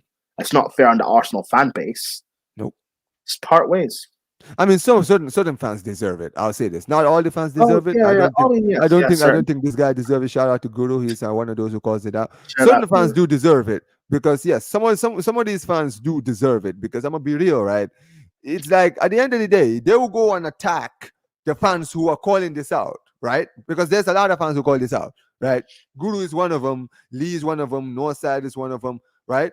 There's a lot of Arsenal fans, like even Troops in a way calls it out as well, right? All of these people call it out, but when these people are being called out, what they say, you're being toxic and negative. You're being mean. You're being this. You're being this. You're feeding off negativity. You're not what is right for the club. This is what they always end up saying. But at the end of the day, every season, these are the same people who were called being called toxic and negative, are the same people who end up winning at the end of the season. It's not a matter of winning or saying, "Oh, I told you so," but it's like at the end of the day, these guys keep predicting the same thing. Like I'm listening to a lot of these Arsenal fans saying this about themselves right now, where they are now, right? Big up to Don C, man. Big up every single time. Yeah, right. You've got some of these fans, right, who will sit there and they will say, "Oh yeah, we started the season well. I don't know why everyone is doing this. Why is everybody treating us like this? Right? Why is people not giving us the credit we deserve?" Bro, it's October 9th. Last season around this time, you guys started the season well. And the season before that, you started the season well. It's the same thing. And the last two seasons, and one thing we've learned from the last two seasons is you guys will start the season, play so well in January, in October, November, December, January, February, March. Then when we enter April, that is when the pressure is now on, right? Let's bring it home. And then you start to see them start to falter, right? It's like bro. mentally they begin to Do you, break. do you remember the three games Arsenal had when they played? Big up to the chat They, before you continue. they Big up had to the to play. chat, guys. Make sure you guys like the video and subscribe, okay, guys? Yeah, Big big up. up the chat. They had the three away games where they played Villa away, Spurs away, and City away. I said to Steve the second after the first game of the season on his channel that Arsenal will get 7 out of the 9 points. That they will beat Villa, draw against Spurs, beat Man City. Now, what happened was they beat Villa, they beat Spurs, and they drew against City. But the reason why I was confident Arsenal would pick up those points and pick up positive results was because right now, like it doesn't matter. The pressure is off, so Arsenal will perform. Yeah. But these games, if they had to go to Etihad, White Hart Lane, Villa Park, Anfield in March, April, May, I don't see Arsenal winning because that's when the pressure is actually on. But right Exactly. now, in September, in October, and August, when there's no real pressure, even with the injury, this is when they had Odegaard injured, by the way. I still said Arsenal will be fine because Bro, you the said they would pressure's off. win. You literally in my Yes, channel right here yes, predicted them to beat City yes, in yes, August. By the way, for everyone who yes, is sitting here in August, Prime sat here and said, "Omar, watch, they're gonna go to Etihad and win," and they almost did. I know they didn't get the yes. win, but they But almost they did. should have. If Yeah. Trossard didn't get sent off, and Mhm. people were laughing at me, and I was like, no, because the pressure's off. Again, I rate this Arsenal side, but the mentality of it, like the the mentality of it has been showing me of the win when it doesn't there's no pressure. But if they have to go to Anfield, even with a fully fit Arsenal squad, if they have to go to Anfield in March, go Villa Park in April, go play in that North London derby in May in the Mhm. title running, they don't win those games. Not as comfortable anyway. Maybe Yeah. they'll nick a win here or there, but it won't be anywhere near as comfortable because the pressure is truly on. I know what Arsenal are. I know what they are, and this is not hate or anything. It's just me being honest. I know what they are. I know what Arteta as a manager is like. Mhm. You don't have that um when Jose said, "I'm not one of the bottle, I'm the special one." You don't have that in you. Yeah. You don't have that, you know, backs against the wall mentality. Regardless, we'll just get this result in. You don't have that hunger, burning desire in you. And the reason why is because you haven't been winning anything for so long. And look at Sarah Shah don't see. This is literally what all of the Arsenal fans who are watching have been saying, right? You guys going out there and spend money on Kai Havertz. Now, Kai Havertz has scored a lot of goals. Don't get it twisted, right? He's been doing well. However, when it comes to the crunch games, he does not perform. Neither does Saka. Neither does Odegaard. Neither does any of these players. What you guys needed was a guaranteed goal scorer. I'm not talking about like Kai Havertz who scores goals here and there and then goes missing. No, I'm talking about a guy who you guys can attest to. Someone like a Tone, someone like a Yokare, someone like a Osimhen. That's what you guys needed this season. Like a lot of Arsenal fans have been saying the same thing, but every time they say the people who are Ateta inners are sitting there saying, "Oh, we already have Havertz. Havertz is scoring the goals. Why do we need a striker?" Okay, no problem. You can say that. Wait till the end of the season. Let's see if Kai Havertz will be enough to win you guys But, the league. but it'll be the same story all over because No, we know. in the summer when Arsenal have a 10 out of 10 window, but then you'll have the critics towards Arsenal who are like, okay, you want us to judge you as this big title race club? Fine. There's certain players in the squad or in the first 11 are Mhm. good enough. You need to upgrade here and upgrade there. No, you can't say that. You can't criticize our players. You're being toxic, negative. You're being racist towards Saka. You can't say that. And then come April, May, they realize we do need a striker. Havertz isn't good enough, or we need a backup to Saka, or we need a left back. Sinchenko's finally people now realize Sinchenko's never been good enough. Finally, Yeah. people now realize Jesus is not good enough. But why does it take a full season? Why couldn't you see this at the start of the season, or why couldn't you see this a few months in? Why did it take until we're in May for you to realize, oh, we're actually not good enough? But then you'll do the whole thing all over again in a few months because you'll sign a couple of players who will have a big name or whatever, and all Yeah. of a sudden, oh, we're scary. I was seeing Arsenal fans when they signed Calafiori saying that we can break Chelsea's defensive record in the Prem, and then when they beat PSG 2-0, Yeah. Arsenal fans saying that we can break Chelsea's Champions League defensive record. Okay. What? Good luck with that. That's all you say to them. I'm just like, all right, good luck with that. Because you know what it is. Oh, guess who? You know that record that you're talking about. You know who's the what the center back partnership was? That was Terry and Cannavaro. Mm-hmm. I'm sorry, the Terry and Cavallo. One of the best center back partnerships, Premier League partnerships, probably in the history of the Premier League. Like, I mean, stats basically tell us that they are, because they considered 15 goals the whole season. And you know who played in front of them? One of the best defensive midfielders the game's ever seen in Makalele. And You they know had a who prime, was in, and who was the and who goalkeeper? was behind The them? best version of Petr Cech before he suffered the head injury. One of the best goalkeepers we've ever seen play the game. And you know who was their manager? One of the best managers we've ever seen. But Arteta's gonna do it. It's crazy. No, it's an absolute joke, man. Like, honestly, when you really deep it, right? And this is why you can see it when you're watching like guys like Northside. People wonder why is it that Northside is always angry. He's not an angry person, bro. Listen, I've spoken to Northside outside of football, right? I have not met the guy. But when we're not talking about Arsenal, this guy is cool, bro. This guy is relaxed. Same Yeah. thing with Lee. Same thing with all of these people. These guys are not always angry 24/7. It's only when it's time to talk about Arsenal that you really start to see, because But to them I it's don't like that's not anger though. that's the thing. They're not But that's the they're, thing. they're, I they're, know it's not anger.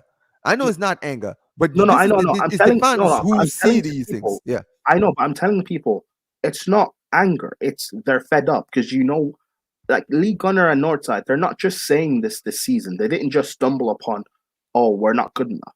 They've been thinking this um for like Yeah. years and like Bro, Lee Gunner has been in years this. and years. Lee Gunner has been in the position where he's been since 2019. Let me be clear. Let me tell you something, Frank. You see, when this guy was Ateta out, in Yeah. 2019. I used to think, yo, he's being harsh. I was one of those who was saying that.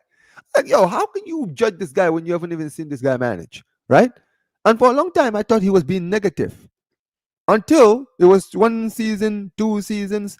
He nearly finished. He was 15th. Then he bottled the Europa League. Then he bottled top four. I was like, dude, this guy has literally said, if he wins me a league title, then I will eat my words. That's what Lee Gunner has said, right? And you And know what, right? we're here 5 years later, I and he's remember still Arteta out. two Mhm. seasons ago, Arsenal's first title challenge. I think it was in February, March. Lee Gunner, it got Mhm. Arsenal were top for so long, and it looked like they were going to win the league. Lee Gunner even came out and said, "It looks like I've got it wrong. We're going to win the league." Lee Gunner Yeah, showed chest he and actually became tried to. Yeah, he actually gave this manager credit, and then the manager because, let him down. and you know what? Because he genuinely believed it at that point, but it didn't happen. And then guess what? Now, once again, the manager proved to him why he shouldn't have rated him. So And he just started. even I, that season was like, I got to a point where I was telling rivals, guys, Arsenal are going to inevitably win this title. Let's Lee, stop this prime. banter. I was like, this banter is dead now. It's enough, because if you keep bantering them, they're just going to make the banter back worse. Just give it up. They're gonna win it. It's over. And then Flawless kept saying they're not winning the title. Flawless. Yeah, I thought but you I know, thought with Flawless was Flawless, being but I stubborn. think with Flawless, even though I feel like he was telling the truth, there was a part of him also that didn't want to win the league, and that's why he was Yeah, doing that. no, But I I will know, say but this. that's my thing. I thought Flawless was just being stubborn. I was like, Flawless, stop this, bro. They're gonna Yeah, win it. And then they yeah. didn't. And I was like, you know what? Fair enough. But this is the thing. But this is the thing. You are not alone, because I'm gonna be very real with you. I was one of the people who didn't think they were gonna win the league. I'm being dead serious.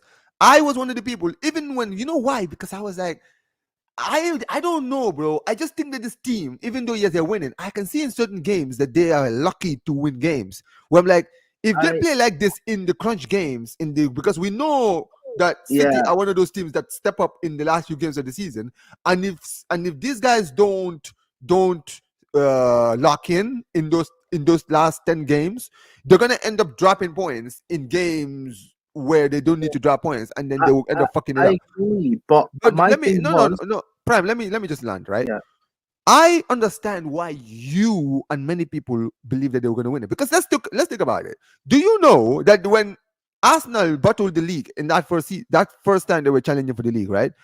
When they challenged for the league that first season, it was mathematically impossible for them to not win the league. but bro, they were top for and that was my thing. I was going through it. The first half of the Ninety-eight season, percent of the season they bro, were the top of first the league. the first half of the season, even when they were top, I was telling Arsenal fans, don't put this expectation on your players, because if they don't live up to it, you guys are just going to get bantered, and it's not fair. Like, don't give them that expectation yet. But by the time it reached April, well, it was like March, April, and I was like, you know what? It's inevitable. Like, you cannot be top for this long and not win the league. So I was like, you know what, Arsenal fans, congratulations. It is what it is. And Like, also, because what else can I say? I have to be humble. Like, I have to be humble. I have to accept it, yep, because, bro, I don't care who's in. That could have been Tottenham. I would still expect them to go and win that league, bro, being top for that long. anyone on paper, if Anyone. you, it doesn't mean you like it. It's just that you're being real. And also, listen, And shout out to Don C. Don C literally said it here. He said, listen, talents equals vibes, class equals trophies, right? If you want to be the best, you have the best players. History has shown us records mean nothing without bro. This is what I literally say, right? Remember, we just talked about Pochettino, right? If you look at why Pochettino was always so hyped, it's because he took Tottenham from being a team that was trying to break into top four to being a top four team, and a team challenging for the league, and a team in the Champions League final. He took them in those areas. And you even had people who were trying to convince you, Tottenham fans, who would try to convince you that not London is white, that there's a power shift, and all of this nonsense. But at the end of the day, guess what? Despite all of that, a lot of people don't even remember that team anymore. People have forgotten how good that team was. Genuinely Prime, people don't remember. There was a Prime Kane, a Prime Son, Prime Ali, Prime what's his name? Prime Ericsson, Ericsson, Dembele, Kai Walker, Danny Rose, Batungen, yeah, Alderweireld, Lloris. Bro, that yeah. team was stacked. But guess Bro. what? Just like Arteta doesn't respect all the trophies and only goes for certain trophies, that is what Pochettino did, right? Bro, He never let took me the let me talk you through this team, right? The way they talk about the way they talk about Saliba Mm. and Gabriel, the best defense in this league, Alderweireld and Vertonghen, What that that partnership is better. The way was they there? talk about Yes, this, all action Rolls Royce Declan Rice in midfield, Dembele was better. Dembele The was way they raw, bro. talk about Dembele the was way, miles, the way bro. they It was talk not about close. bro, Dembele is. the way they Yeah. talk about Starboy Saka, English talent Saka, that's Ali, what Ali, Kane Ali was that guy. and Ali were, bro. Like What about Ericsson? Ericsson and Odegaard. Who was better? Ericsson and Ericsson, Odegaard. Psh. Ericsson, bro. Harry Ericsson was Kane. playing, They had differences. They had a top bro. striker in Harry Kane. Ericsson's a number 10 that was playing on the right wing, Dude, that bro. is my point. That team was so stacked. But the thing is, with Poch was taking the league seriously. And when he was in the Champions League, was starting to take the Champions League seriously. He never took the FA Cup seriously. He never took the Carabao Cup seriously. And Same as as a Arteta. result, yes, this is my point. The disrespect into this to the smaller trophies is what eventually made Pochettino's time at City. I'm sorry, Not joking. at Tottenham, a And, relative failure and because I he should remember have that won a time. trophy. And I remember that time, Spurs finishing second, and And Arsenal fans who Arsenal had winning the finished FA Cup sixth. Yeah, and Arsenal fans finished sixth were saying, "Well, we had the better season because we because won a we won the trophy. FA Cup." Okay, But we and then when finished sixth. United do the same thing, they try to attack United fans. United fans won the Exactly. FA Cup last season, but they have the nerve to sit there and say, "But we had the better." How did you have a better season? They won a Thank you. trophy. They won a trophy. At the end of the day, Uh, trophies are what matters. The teams that win Arsenal, trophies are the ones that are remembered. Arsenal have turned into everything that they have laughed at. They've laughed at. Poch. Perfect. They mocked Poch. This is what they are. They mocked Chelsea's terrorism, negative defensive football. This is what you are. You are everything that you mocked with none of the success to show. Perfect. And that's not Bro, me hating. I love defensive football, dude, bro. I love I pragmatic know these football. things. I Listen, love the way Arsenal play. I love the pragmatism out of it. I love the way they play. But I'm being mhm. honest, it's terrorism. And Prime, embrace you it. have Prime. You are absolutely listen, Prime. I don't disagree with anything you said because I was there as well, bro. I was there. I've been watching football YouTube for over 10 years. You understand what I'm saying? Oh, I know yeah. what these Arsenal fans have been saying. I remember when Arsenal fans were taking the piss out of Tottenham fans for finishing second and now winning a trophy. Sitting there telling you Tottenham fans at the end of the day, we won trophies. Trophies are what matters. Okay, well, keep the same energy now. We are here now. It's you guys are finishing second. Yeah, you guys are playing some of the most entertaining football. Yeah, you guys are challenging for the league and all of that. But at the end of the day, last 2 seasons, United won 2 trophies. You haven't won a trophy. I'm sorry. The last 2 seasons, they on paper have had a better season than you. If we're comparing the whole season, they have carried a trophy while you haven't. So keep the same energy, right? And that's the thing, bro. Like that's why I don't hear some of these fans who try to justify. No, there's nothing to justify here. You know what you were doing. This is what you guys were doing to Tottenham. So now it's the same thing. And Arteta is gonna be just like Poch because now he's fallen to that area. Because if he doesn't win a trophy, this team, this great Arsenal team, if they go on to now win a trophy and they end up losing their key players, right?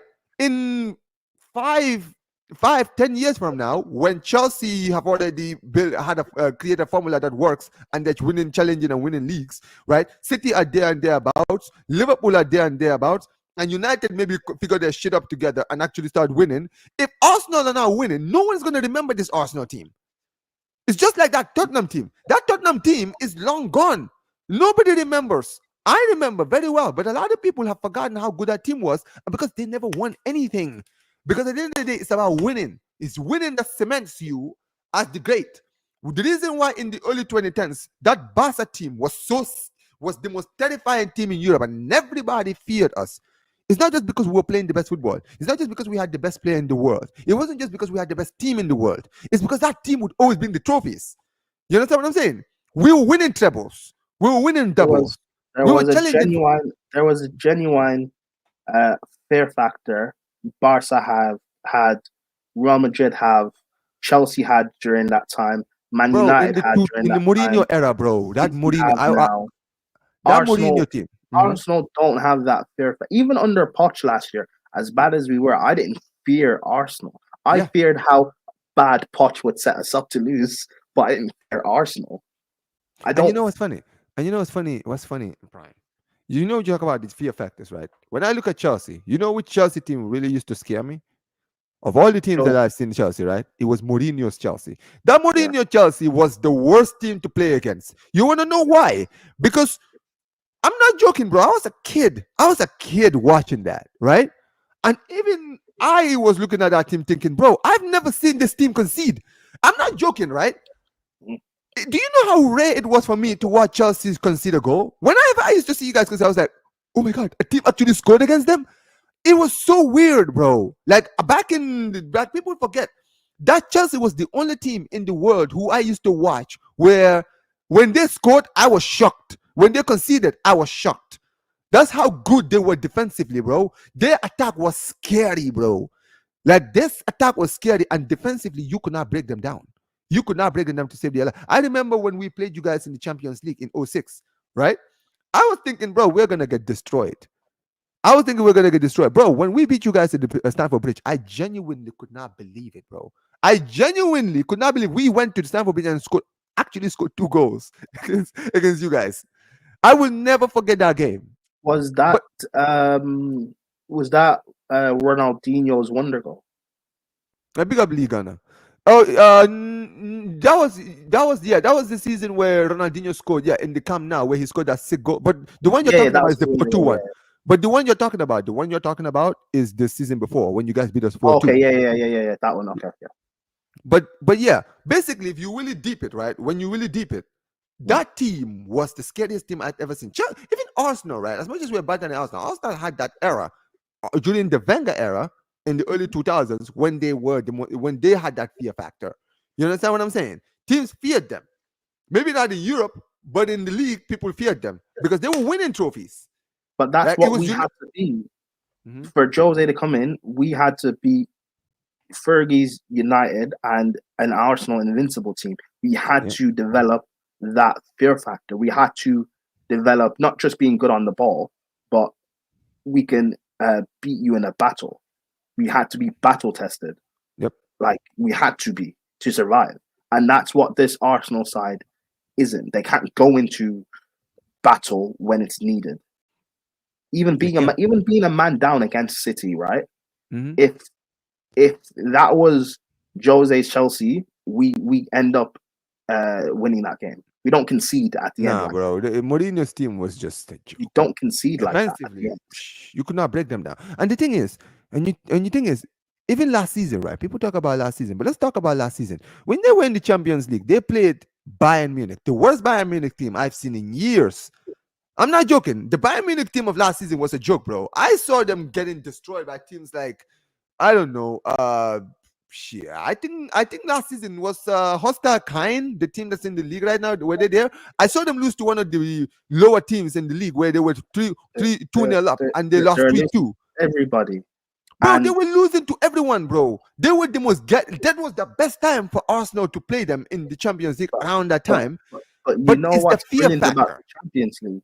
Mhm. Your heritage matters. Your history matters. Thank you, thank Having you. that having that know-how as a club to get, bro, it matters so much. It matters so much. And Arsenal fans, Arsenal, as good as they've been all season, competing for one of the best teams in Europe, Bayern have been abysmal all season. They're no good.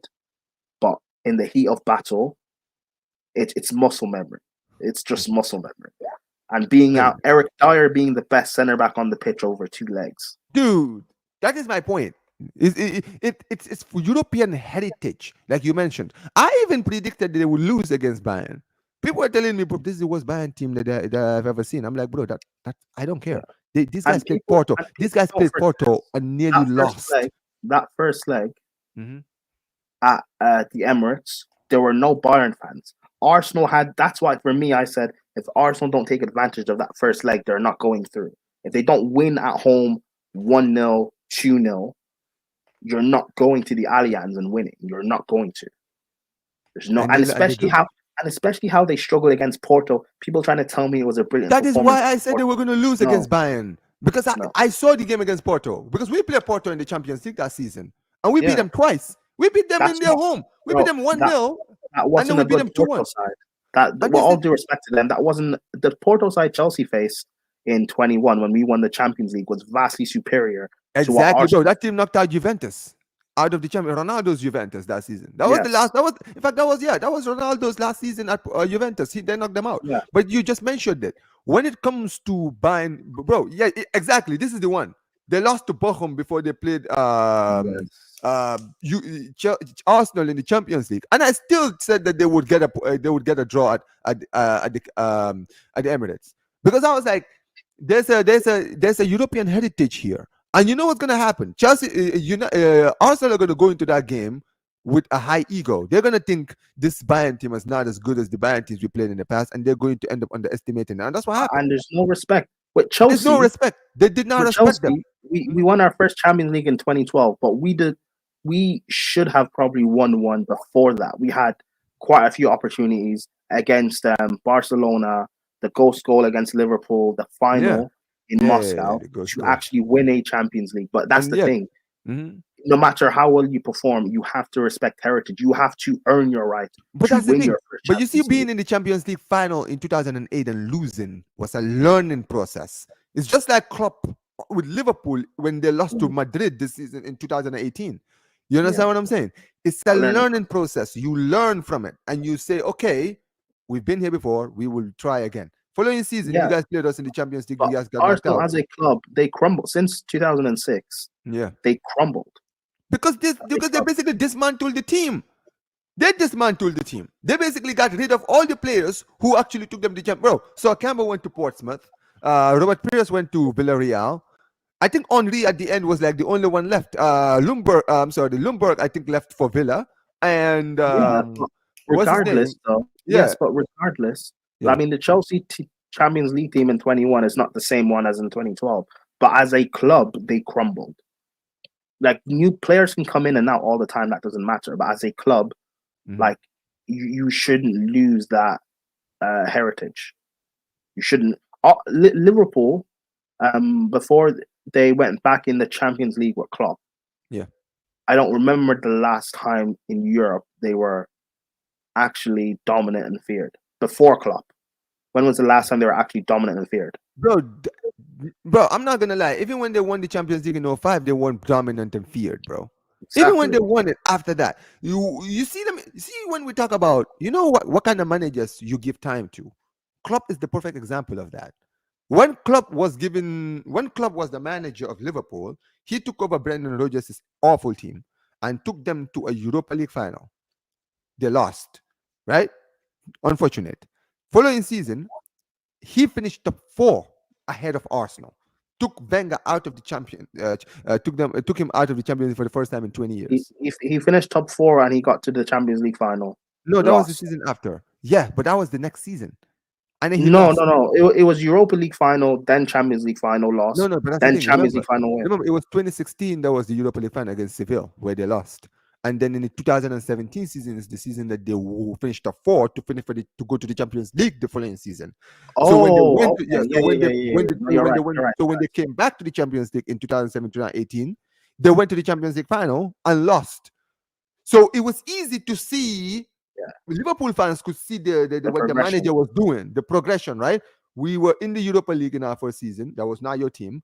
But you are building your team and you finished top 4 in your first season, and then you continue building your team and finishing the champion, took us to a Champions League final. So now we believe that you can take us to the next step, which is to win. And what happened in the season? I remember at that time saying, Klopp, he eventually has to start winning now. You can't keep getting to a certain stage and not winning. Because I was saying the same thing with Poch at that time as well. But what Poch didn't have that Klopp had. Klopp had a CV that was proven and what he did at Dortmund. Yep. And that's why with Liverpool fans, it was worth them giving time to. Arteta, and again, Arteta is a young coach, so he's obviously not going to have that CV. But that then also means he's not necessarily worth giving that trust to. There's nothing that's shown that he will take you over the line. You're just going off of blind faith. And why have faith in him when you can have faith in Inzaghi, for example, or Flick, who is available in the summer, or a Diego Simeone? Why not have faith in one of those guys? See, that's the problem, isn't it?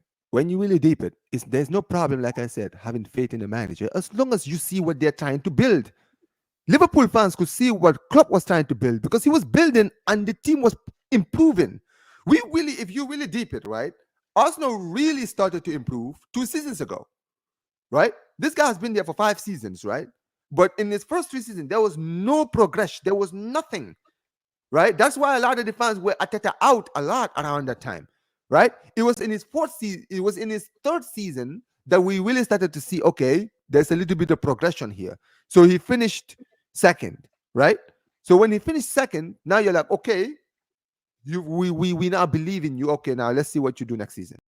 You understand what I'm saying? And then the following season, he finished second again. So now you've gone like this, but now you've gone this now. So now you are now in a line because you finished second last season. Now you finished second this season. This season now they're like, okay, we finished second last season. We finished second this season. You understand what I'm saying? Right? So what is the plan this season? Is it unrealistic to say we should win the league because we finished second in the last 2 seasons? So this season I expect us to win the league because that is the progression now. You understand what I'm saying? It's just like I said about Liverpool. When Liverpool lost the Champions League final to Real Madrid, the next progress was to win because now you've taken us to 2 finals and lost. You understand what I'm saying? The next time you reach a final, we expect you to win. You understand what I'm saying? And you know what happened? In the 2019 season, they won the Champions League. So he learned from his mistakes and they went on to progress and they won the Champions League. And in 2020, guess what? He won the Premier League. So now, for a manager like that, it's easy.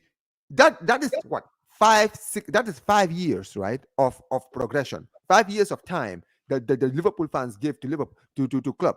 But they gave him that time because they could see the progression. Because every season for those 5 years, they were kept on seeing season after season after season. There was nothing but progression. You understand what I'm saying? At Arsenal is different, and that's why when people try to compare the club thing to Arteta, it's not the same because Klopp was improving every single season. Every season that he was at Liverpool, he was improving until he won them the league. You understand what I'm saying? The problem with Arteta is he was slow for 2 seasons, started improving in his third season, and then now he's in a stagnated area. So now fans are now saying, okay, we want to see progression. We want to see a progression. So what is the next step? Win us trophies. And in that time, no one can sit here and say Arsenal didn't have the opportunity to win trophies. If you had finished second last season and won the FA Cup or the League Cup, many fans would have given you patience. A lot of fans would have given Arteta more patience because they can say, okay, well, he didn't finish second, but we have a better season because we won a trophy at the end of the season. We finished second, but we won a trophy. You understand what I'm saying?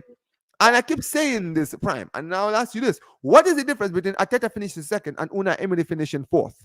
Because Unai Emery took a team that was fighting for relegation this season before and finished top 4 with them in the following season. What's the difference? What Emery did was a better achievement. There you go. There you go. But yeah, let me do some of these chats, guys, because yeah, we've been talking for a while now. But yeah, so basically says Arteta's main duty is to keep hold on. Yeah, so it says Arteta's main duty is to keep Arsenal at the top of the table. He doesn't have to win titles. The owners don't have any ambition to win the title. Otherwise, they would have sacked Arteta. Yeah, this is the truth. Like, bro, if be real, Prime. If Arteta was your manager, would you want him out at this point? Yes. I mean, if he was there, one trophy in 5 if he years. was at Chelsea for this long, One trophy in 5 years. I would have been angry after the first trophyless season. At Chelsea, I'm not used to like going through multiple seasons without a trophy. That's why this season I demand a trophy from Maresca because I didn't win anything last year. I got to a final. I got to a semi-final, didn't win anything. The season beforehand, couldn't sniff a trophy. The season before that, I won the Super Club and Club World Cup. I demand a trophy this season. People can tell me it's the Conference League all they want, but I know I'm going to lift a trophy and Arsenal won't. It's something. And then the following season, win another trophy and start building back that Chelsea mentality of no matter the cost, we win. No matter what, we win. Mm-hmm. There you That's go. Chelsea. That's the Chelsea I know. That's the Chelsea I was raised and brought up on. That we win, no matter what. No matter you face the best football side we've ever seen in Barcelona, you go out there, you win. You face Fergie's Man United, you go out there, you win. You face Arsenal's Invincible, you go out there and you win. You face one of the best Bayern Munich sides we've ever seen in their backyard. You go out there, you win. It's not. I'm not talking about in terms of the brand of football. I'm No brand talking of football. about It's about winning. the determination and the fight on the field. You win regardless of what's at cost. Prime. Regardless if you're playing with an Mhm. injury with one leg, like David Luiz and Kale had to do in the Champions League final, Mhm. regardless of what's going on, you fight and you win. Regardless. If it's the last kick of the game, you fight and you win. That's all I demand from Chelsea.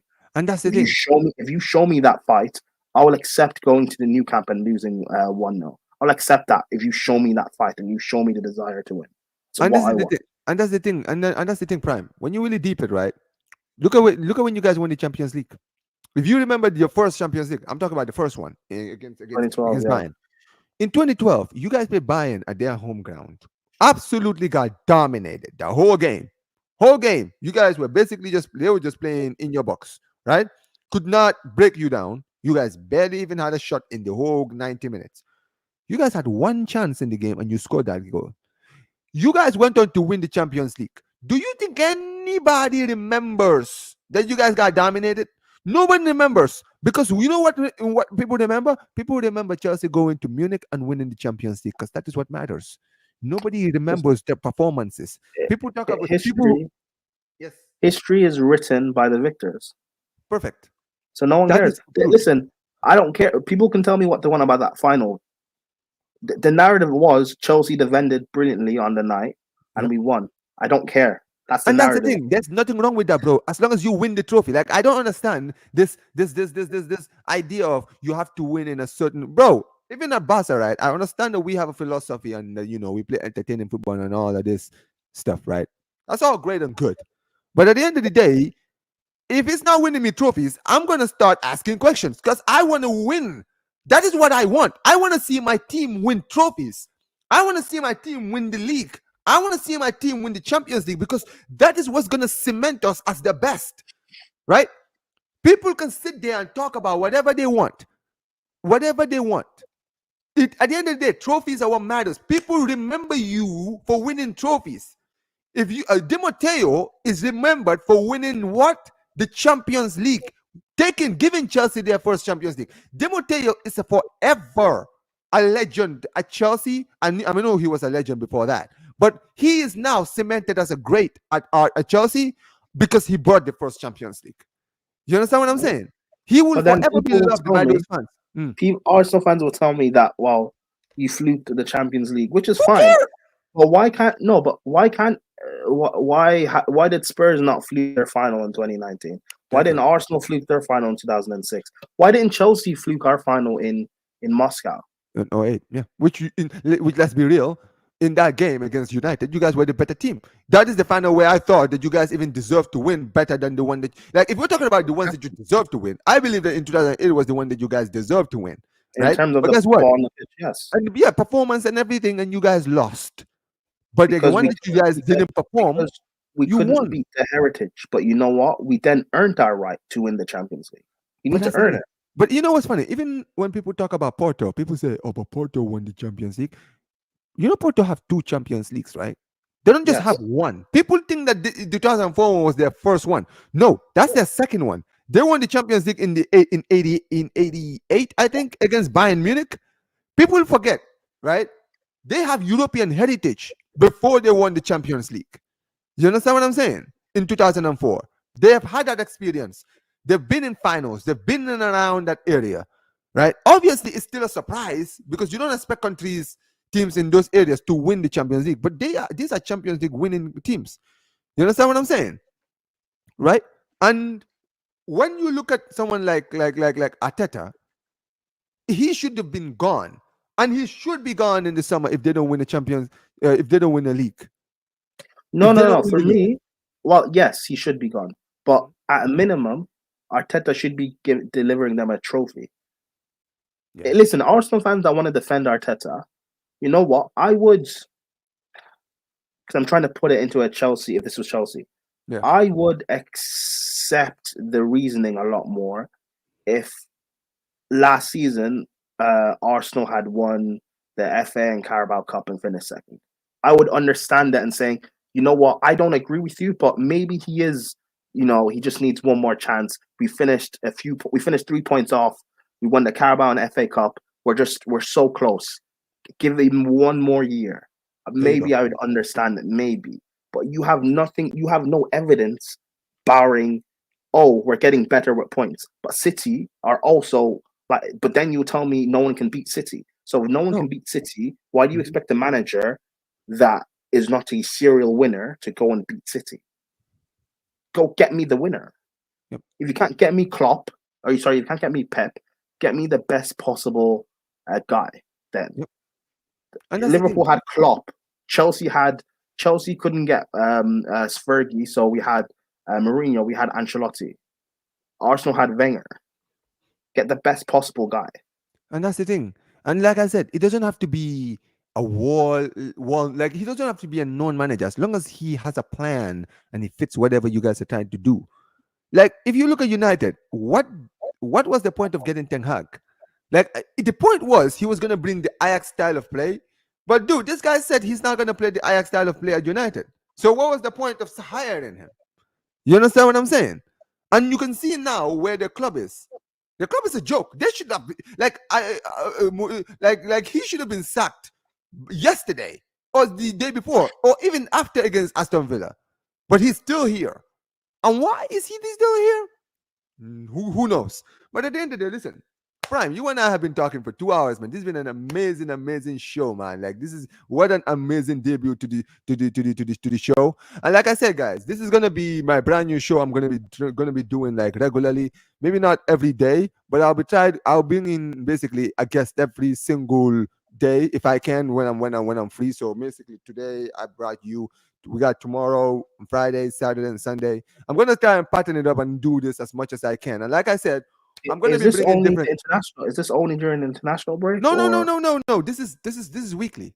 This is weekly. So Oh, I'm gonna be nice. doing it. So what we're gonna do is Prime. Like I said, it's gonna be different guests, right? So you guys will definitely see Prime on this channel again. Whenever I got Chelsea again, right? You'll be seeing him here. I'll be inviting some other people as well to basically talk about their clubs and everything, guys. Like I said, this is gonna be a show every single week, guys. What an amazing debut! This has been an amazing, amazing chat, man. Like Prime, this is actually gone beyond what I expected, man. I thought we were gonna be an hour, but you know what it is?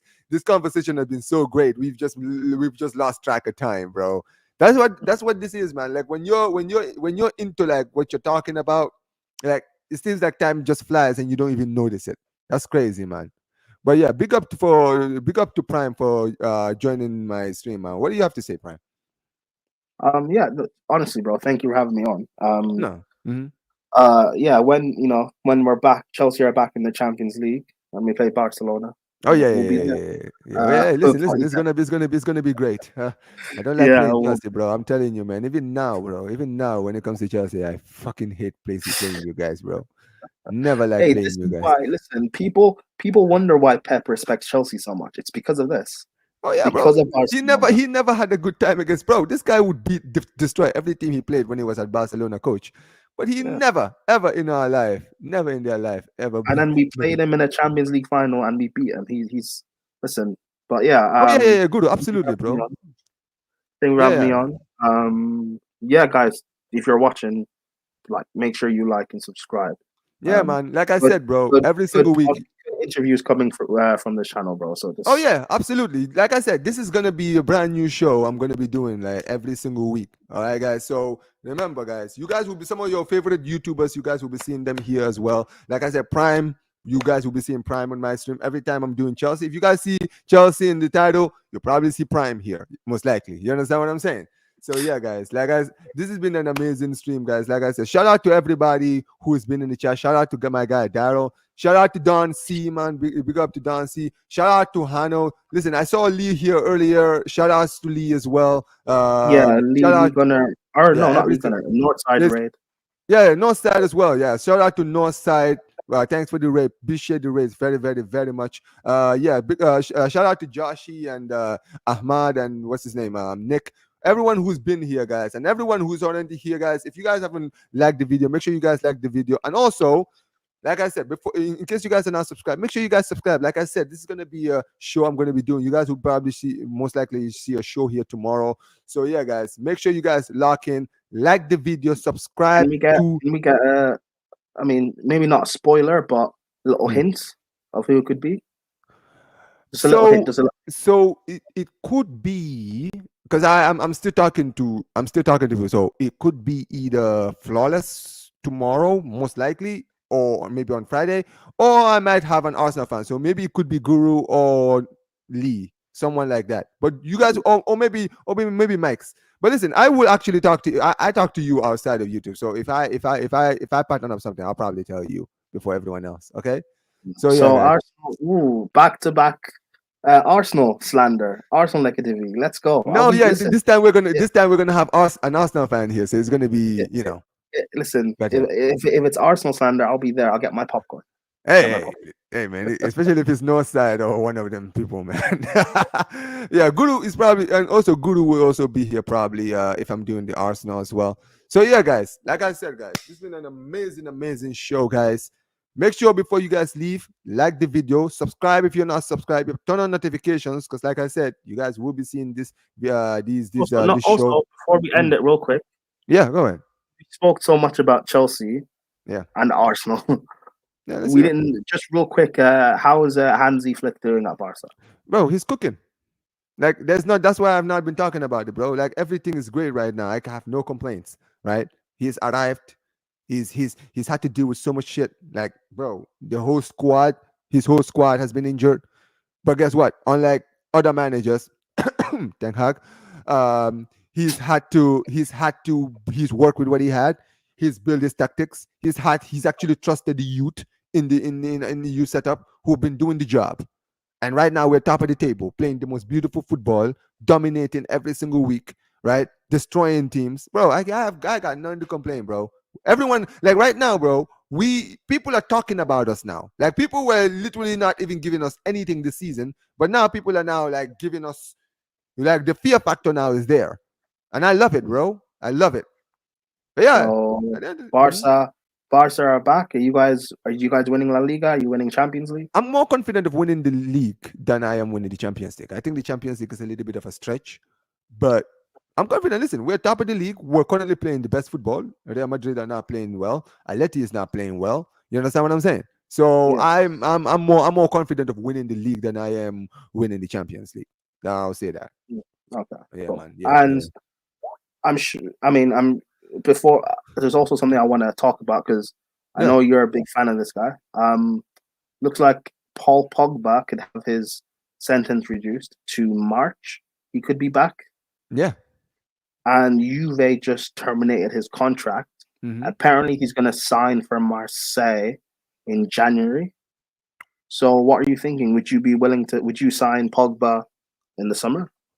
You know what? Or If I mean, look, I feel like with Pogba, it just depends. Like, I do believe that we do have. One thing is, even though we're having injury problems, the biggest depth that our team has is our midfield. You understand what I'm saying? So Hmm, if we sign him, we're just gonna be adding to the midfield. I don't see it happening. I don't see him signing for us. But I think the move to Marseille is actually very good for him. I genuinely think so. I think right now De Zerbi is building something at Marseille. Right? They've signed a lot of good players. Like Greenwood is there, and Greenwood is actually someone that Barca are looking at, right, for maybe a potential signing in the future. But as far as Pogba is concerned, listen, I'm just excited to see him come back, bro. I'm gonna be real because I'm a big Pogba fan, right? I hope that he goes back to being his best. I hope that when he goes to Marseille, he will be back to playing his best football, really, man. And I want to yeah, see him. I want to see him back in the French team because, dude, that French team is shit, bro. They need somebody like Pogba in their team right now. And Pogba always turned up for France, so yeah. yeah. I think Pogba is. I think he's aiming for that last dance. And listen, good luck to him, man. Let's see what he can do. But yeah, man. Like I said, guys, this has been an amazing stream. It's been over 2 hours, guys. Like I said, make sure you guys like the video. Make sure you guys subscribe. And listen, like I said, shout out to Prime. Thanks for his debuting show. Shout out to everybody who's been in the chat. Shout out to everyone who's currently still here, guys. And Peace, you guys. Take care.